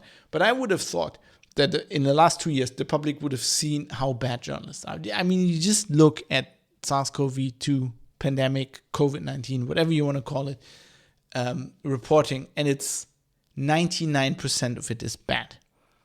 These people don't understand the difference between a virus and a disease. For a long time, they didn't understand the difference between DNA and RNA. They don't know how vaccines work. They don't know what they're for. They're too lazy to look up papers on PubMed. These people are fucking idiots, and they get it wrong all the time. And on top of that, they're driving engagements with fear. What you see in the press, what you saw in the press for the last almost 2 years now, is what in the Linux world back on Linux Outlaws we called FUD. Fear, uncertainty, and doubt. Or you could call it propaganda. The shit Microsoft pulled to get companies not to use Linux. It's the same fucking stuff. It's like, oh, no, now it's the Omicron. Like, oh, we have no idea if this is actually worse, but let's make people afraid of it anyway. And I don't know. But sometimes it's actual writers who are bad. Sometimes it's editors who actually want to drive engagement by fear. Sometimes it's publishers who do that. I don't know what it's not like a conspiracy, and it's not like people generally getting dumber. It's just like the groupthink of the society and of journalists themselves getting dumber. And probably the education is getting worse for journalists. I don't know. Education is getting worse always. That's probably the problem. America says, I'd be fine with a single news update every 2 weeks. See, what I'm doing is, and you'll be laughing, I'm a journalist, but like, I don't watch TV. I don't have any push news. So my dad said something very, very... So one of the best ways to cope with this whole problem comes from my dad, who said this about phone calls back in the day. I think when I was worried about not getting a phone call or something, he said, if it's important, they'll come back. And he's right. He's right about phone calls. Somebody wants to get hold of you. If you don't pick up the phone that one moment, it's okay. They're gonna call you back if it's important. If somebody died, if your car exploded, if the country's under attack, if your boss wants something from you, they're gonna come. They're gonna reach you. They're gonna not stop calling you. And that's I adapted this approach for news, and that's how I know things. I follow thousands of people on Twitter and on other social networks, whatever, or like, I don't know. My approach for news is if something important happens, somebody will tell me about it sooner or later. And it works. It fucking works. I don't have to watch the news. I don't have to go check a news website every day. I don't do that. And I'm a fucking journalist. And I didn't do that when I was writing mainly news, like news. I was just like, turn Twitter on. And if something in the InfoSec field happens, like, you know, I'll see this hashtag or term or prop up in messages again and again and again because I follow a lot of InfoSec people. I might miss it 10 times, but I'll get it, and it'll be soon enough. I'll know. Soon enough, you know. Somebody will tell you. You'll see it. If something important happens, people will tell you. And that's generally a good approach. So, okay, this is Fab's 100th episode, wisdom. All right? Money isn't everything. Exercise more. Rip out your TV cable. Don't fucking watch TV. Don't listen to the radio. Don't subscribe to a newspaper. Don't have any push news. Unplug from the fucking news cycle. And this is a journalist, an online news editor for many, many years telling you this. Unplug. Get the fuck away from it. If something happens, people will tell you. You'll know. We live in an information society. Somebody will come along at work, your parents, somebody in some chat on WhatsApp and Telegram and Signal and fucking whatever you have, social network, Instagram. You'll figure it out. People will tell you. I learned about Log4Shell from the memes. Exactly. The memes. As soon as there's a meme, you're like, okay, there's a meme. This means I might have to, is it LogJ-Shell, whatever that thing is? Yeah, I haven't looked into that. Indeed, that's another thing I don't do because I don't have to. Nobody's paying me for it. And it's another security vulnerability. Chances are the world is not going to end. That's also a good approach. If in doubt, the world's not going to end. As Rosie also asked, if you had a time machine, this is interesting. If you had a time machine, what one thing would you say to yourself from 10 years ago? Invest in Bitcoin, not allowed. We're not going to mention Bitcoin because I literally would be a Bitcoin millionaire had I not sold my Bitcoins. I would be a millionaire right now. So, but I'm okay with that. I'm stoic about that.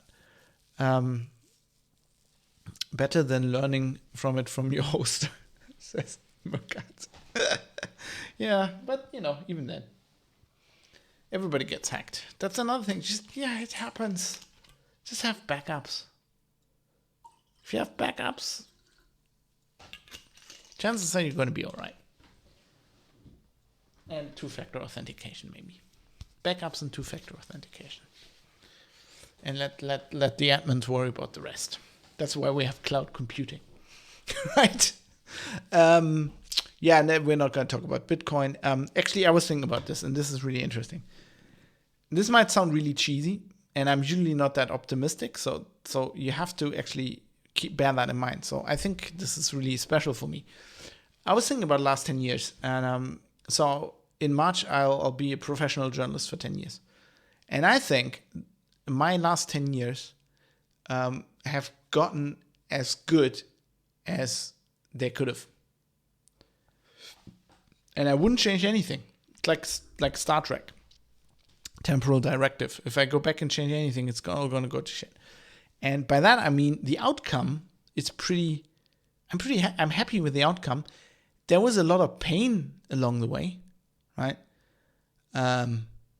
Moving to the UK, having spent a lot of time without my wife, getting fired, crying, despair, emotional distress, moving to Hanover being shit, my wife not getting a job, getting very agitated at Heise, then leaving Heise. But had I left them earlier, I probably wouldn't have learned as much about management and other shit. For some fucking reason, ever since I said, fuck studying, I don't want a degree, I'm going to go be a journalist, and I'm going to, for some reason, apply to a job ad on Twitter, and going to work as a German in London, writing English news stories. Everything, in the end, turned out well. And there was a lot of pain along the way, but every single major decision, I would say, I made the right choice at the time. And I don't know why.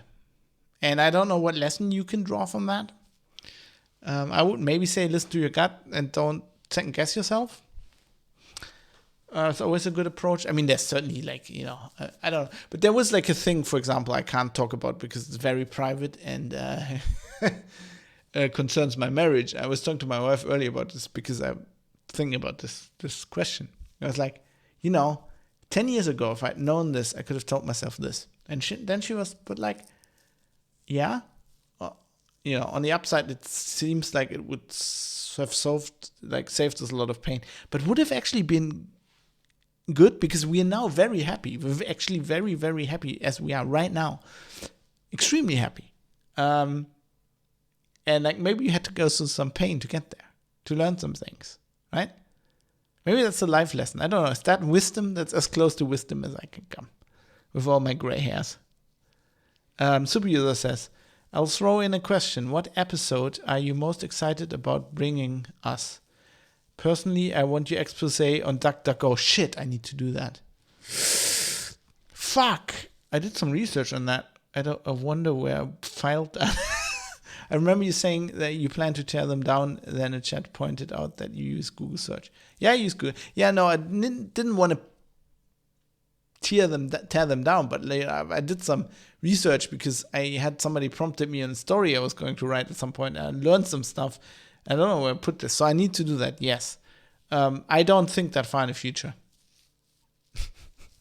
Right now, I'm excited about the episode with Mike. I'm probably going to release tomorrow, and we're going to talk about some climate stuff because we need to talk about that.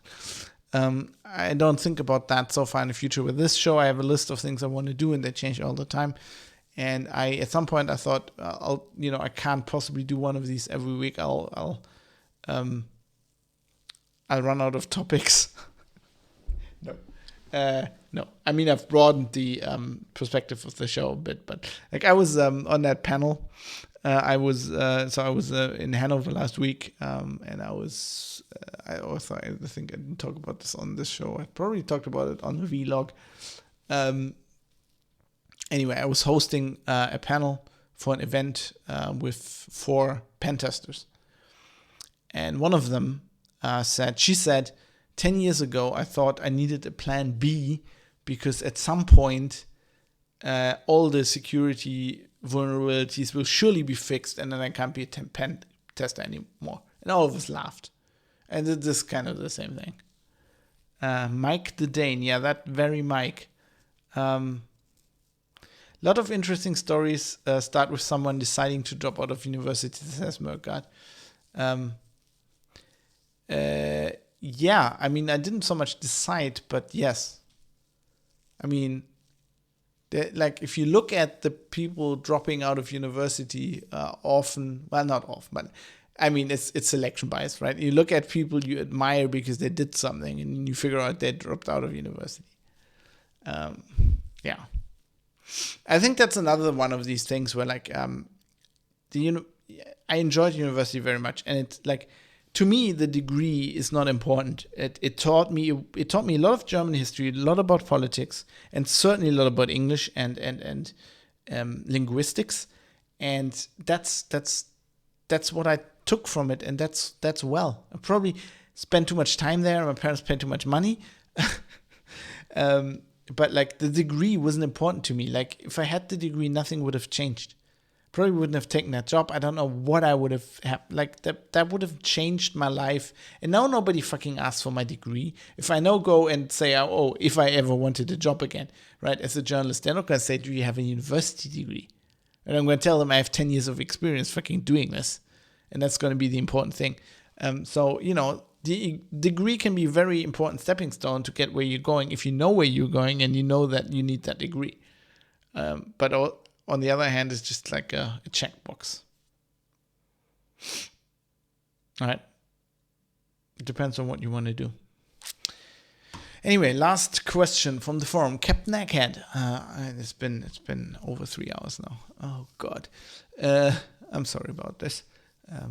Although I'm not, because you're still listening. So I don't know. You're either tied to a chair and somebody is torturing you. In that case, I am truly sorry. Or you found this interesting, or like a train wreck or something. I don't know. But it's content. So, and it's free. So can't really complain. You can turn off if you want to. Goodbye. No. Captain Egghead asks, you mentioned that you have changed your views about certain topics in the past. If you have some specific topics for which you remember the crucial turning point, whether it was some event that happened or something you discovered or something you were told, would be interesting to hear. Such turning points often come with interesting stories, and we might learn something as well from them. Of course, changes of opinions can come gradually, but even then, we sometimes have some moments that were more significant and we remember afterwards. I was thinking about this as well. So this episode's really cool because it made me think about these things and actually reflect on my own life, which is cool. I don't have that, I think. What I have is I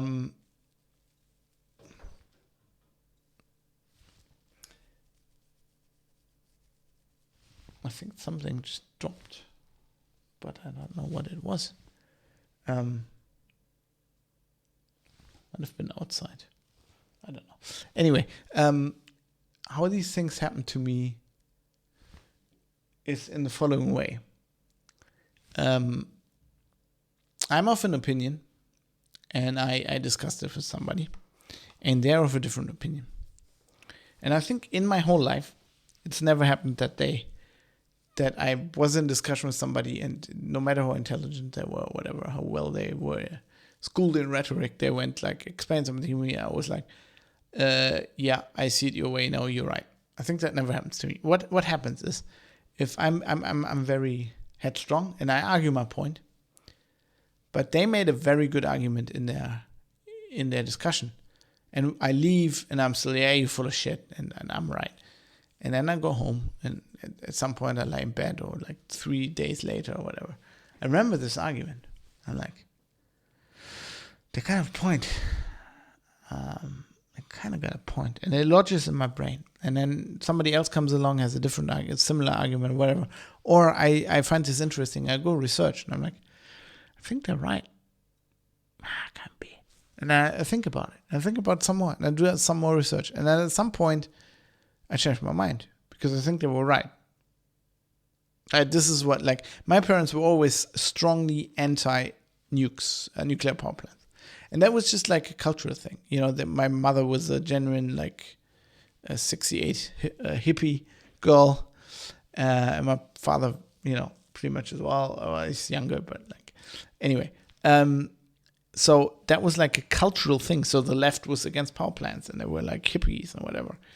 And nuclear power plants. And I was brought up that way. I thought power plants were dumb. Nuclear power plants were dumb.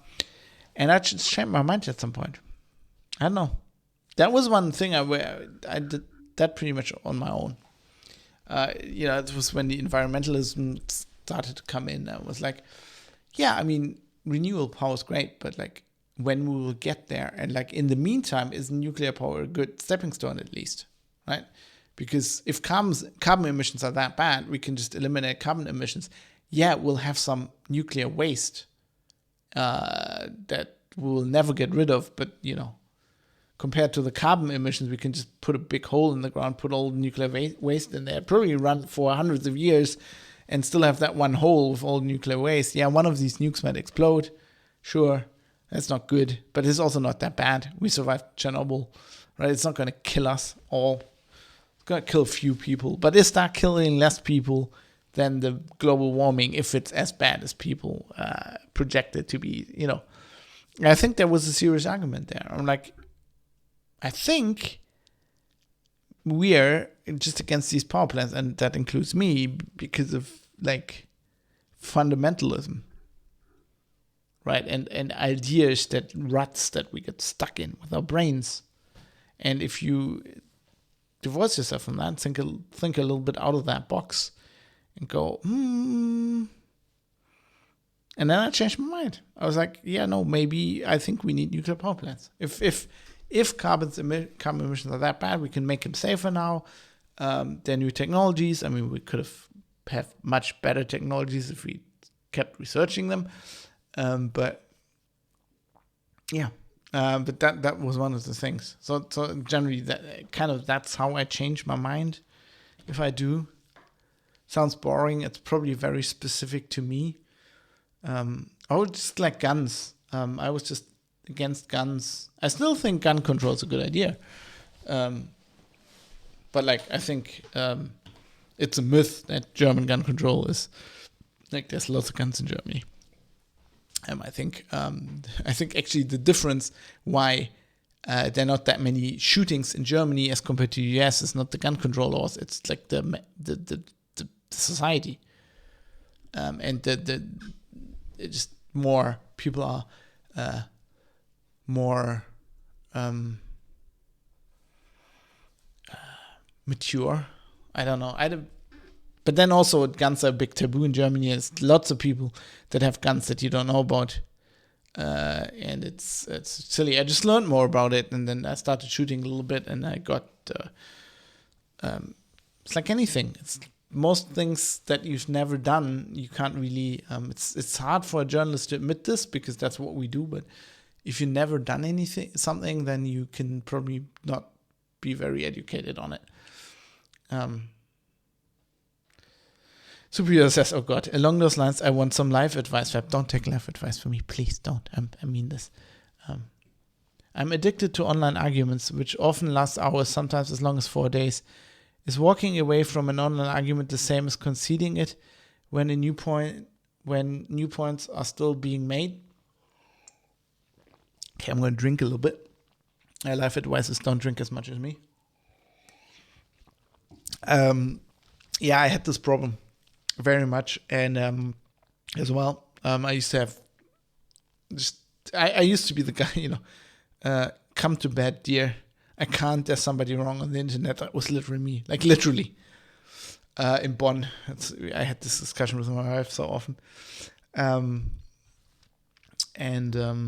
don't know. I just somehow I changed my habit. Sometimes I still get in that rut, but like, so how I got out of that is admitting I've always thought that most people are idiots.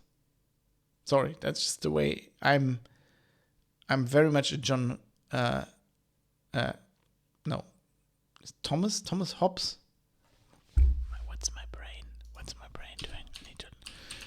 I need to look up what Hobbes' first name is. Is it Thomas? It's Thomas, right? That's the guy. Yep, Thomas Hobbes.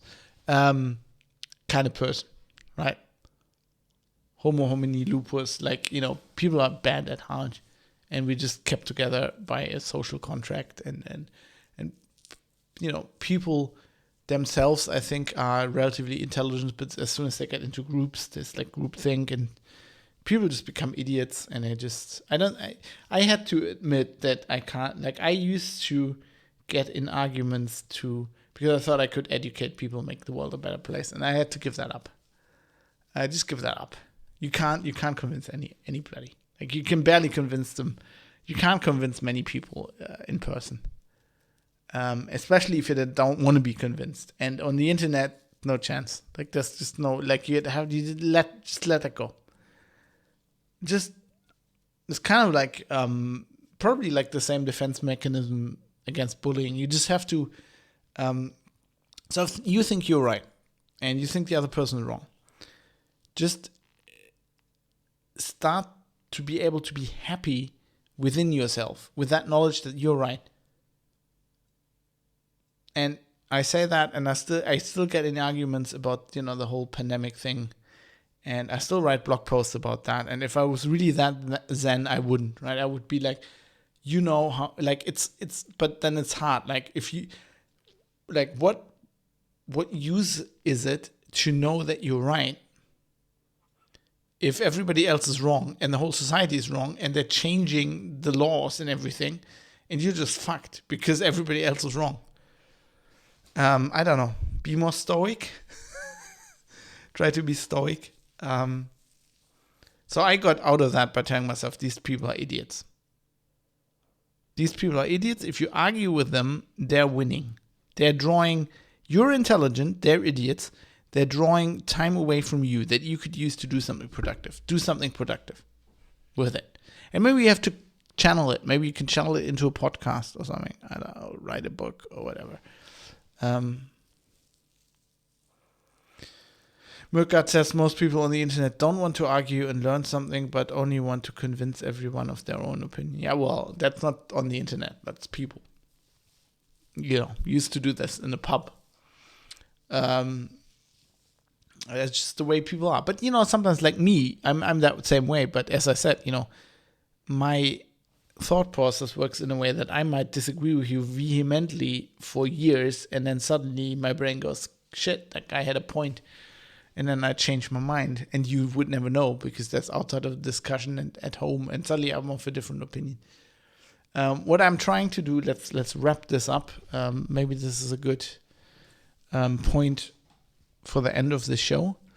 But what I'm trying to do is being more flexible in my mind, trying to be less adherent to things I've learned that are just reflex, and just think about things and be more open. It's hard, but maybe we all need to do that. Get away from those categories: left, right, conservative, progressive. Wants to save the planet, is a bad person. Right?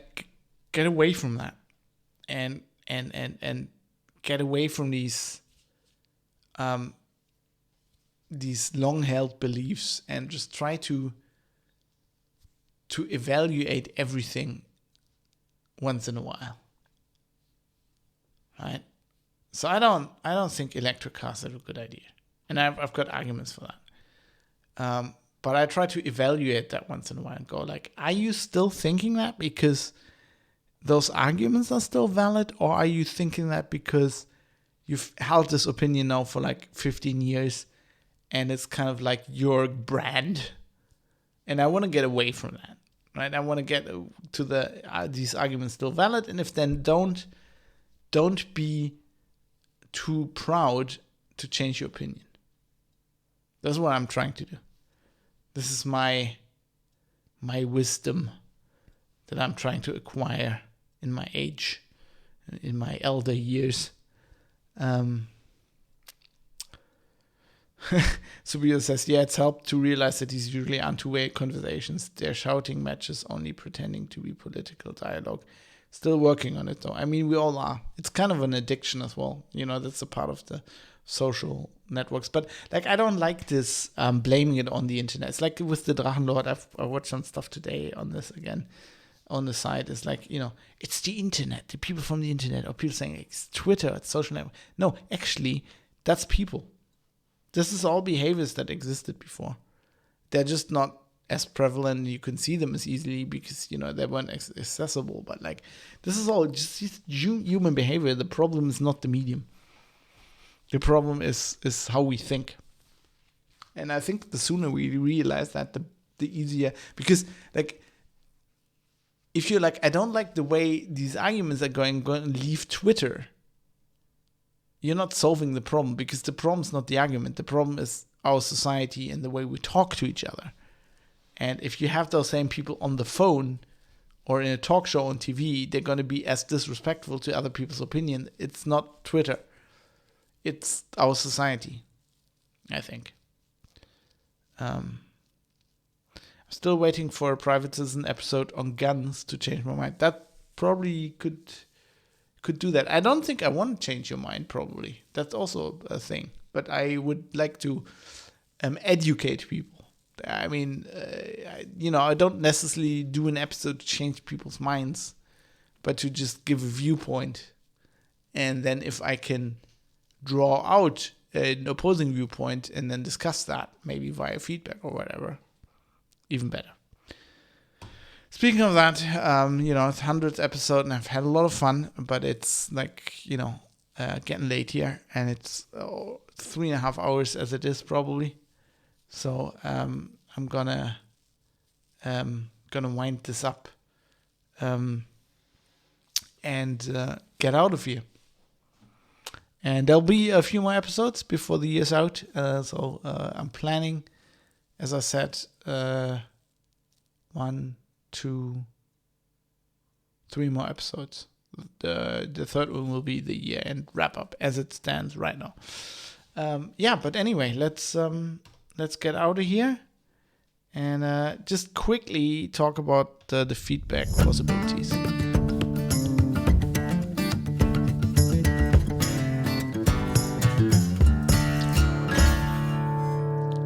And there's not going to be feedback on this episode because this kind of we had, I don't know, also 3.5 hours. I kind of predicted that probably a little bit.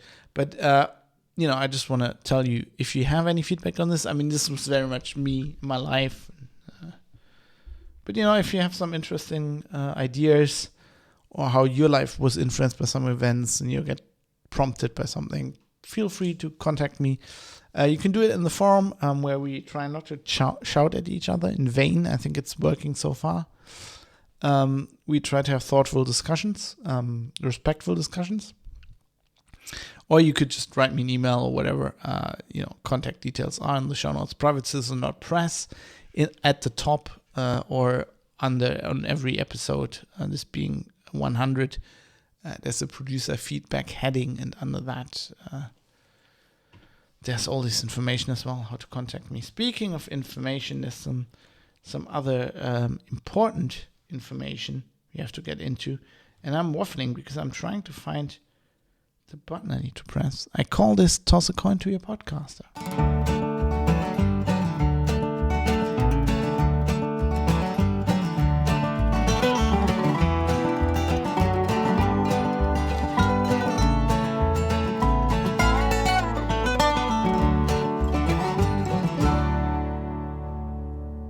Which reminds me, I'm gonna have season 2 of The Witcher any day now, right? Now I just only need time to watch it. It's a great show. So 100 episodes of this show. If you want 100 more, I'm up for it. But this is the value for value model, which means you get it for free. But it's not going to happen if all of you are getting it for free. So some people actually pitching in, which is helping me in my very happy but relatively poor freelance lifestyle. It's helping along a bit. So anyway, if you want to do that, there's a link in the show notes to become a patron, which is like a monthly thing. It starts with like $1 a month. Whatever you want to do, that helps a lot because it's like continuous. You can also, of course, on Twitch, I'm live streaming this on Twitch. You can subscribe on Twitch. You can do that for free if you have Prime. The problem there being that you have to renew it every month.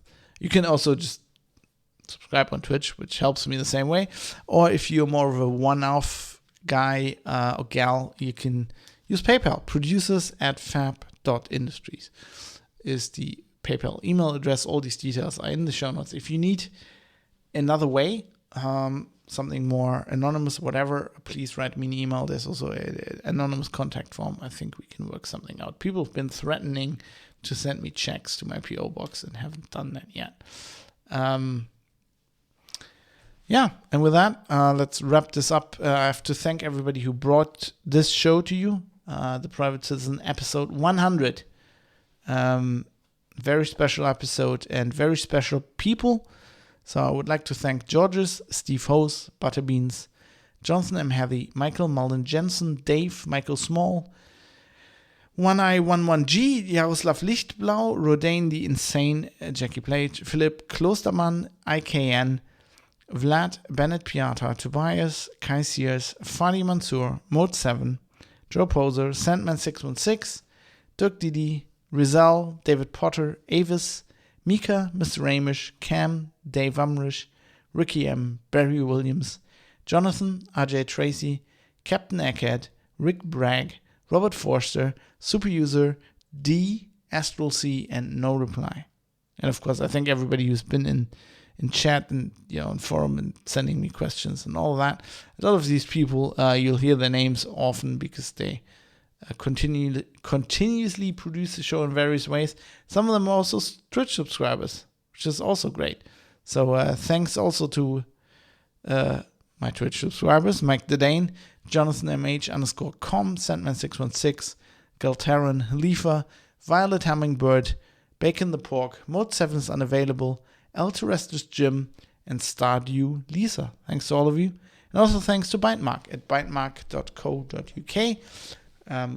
Which is a UK cloud hosting company, and they've been hosting 100 audio files for you, all 100 episodes for you to download whenever you want, relatively, like really fucking quickly. Their servers are amazing, and I get them for free out of the goodness of their heart because they like to promote free speech, which I think is sorely needed and a very special thing to do these days, especially as a company. So Bytemark, check them out. They're really cool. And that's it. Gonna wrap it up now. The theme song for this show is called Acoustic Roots by Raoul Kabzali. And there's bumpers in the show. They're also licensed. Well, they are licensed by Epidemic Sound. Acoustic Roots I licensed from Raoul specifically. And, we talked about Linux Outlaws quite a lot here. And as a special treat, I have a special song to play us out this week. Or there's probably going to be more than one episode this time. It is called Sudomod Probe. It's also known as the Linux Outlaws theme. It was composed by a guy called Fabian Ascherche with a lot of help by a guy called Dan Lynch. And I'm playing out with that. And see you soon. Aim to misbehave and stay free and open source.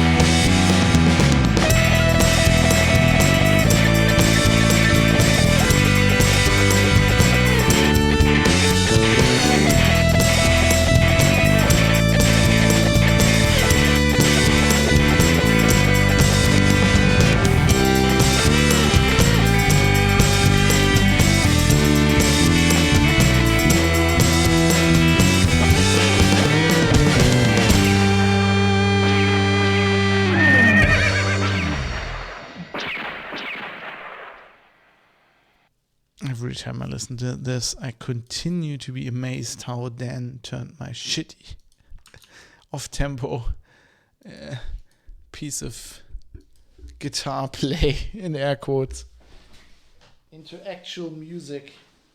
That man is a genius, and I can't find my shoes. That man's a genius. On the vain hope that there are some Germans still left here, I'm going to turn us over in a bit now to Held der Steine, who is one of my heroes. He is heroes. He's a literally hero of the Stones. He's amazing. I love that guy. He's a German YouTuber. This Lego shit, alternative brick builds. And he's also a very wise man. I've learned a lot from him watching his videos in recent years. Anyway, I thank you for watching. I appreciate it. This was a very special episode to me. Very nice for you to be here. Now I have to get it out because it's already a day too late from what I've said in the intro. I gotta get out. I don't think he built many mega blocks. He built the Enterprise. He mostly builds... Well, he does build Lego. He builds old Lego mostly. Or he builds new Lego and rants about all his shit. He builds a lot of blue brick stuff. I learned all that, what all that is from him. Kobe, a lot of Kobe stuff. Anything, really. Anything that's compatible to Lego. And that you can get in Germany. And that has proper licenses and is not ripped off or whatever. Right now he's building an R2-D2. So I guess that is Lego. Although 2,300 pieces for 200 euros seems cheap for Lego, but if it's actually R2-D2, it's gotta be Lego because it's licensed. Well, we'll figure it out. He's obviously streaming in German, so if you don't speak German, I'm sorry about that. I still hope you're doing well, and I won't see you tomorrow. I'm recording an episode tomorrow with Mike, but because of the logistics, I like to do that offline. It's just easier, and I have my hands full, discussing stuff with him, being prepared. So I don't really, there's nothing gained from live feedback, and you couldn't see him on screen pretty much. So I'm probably going to be back on Thursday with the Cyberpunk episode. I'm probably going to stream that, but I don't know for sure. There's just too much going on right now. But anyway, thanks for being there. Thanks for listening, watching. I appreciate it a lot. Very happy about 100 episodes. Makes me feel happy. See you soon. Goodbye. Which button do I need to... Is it this button?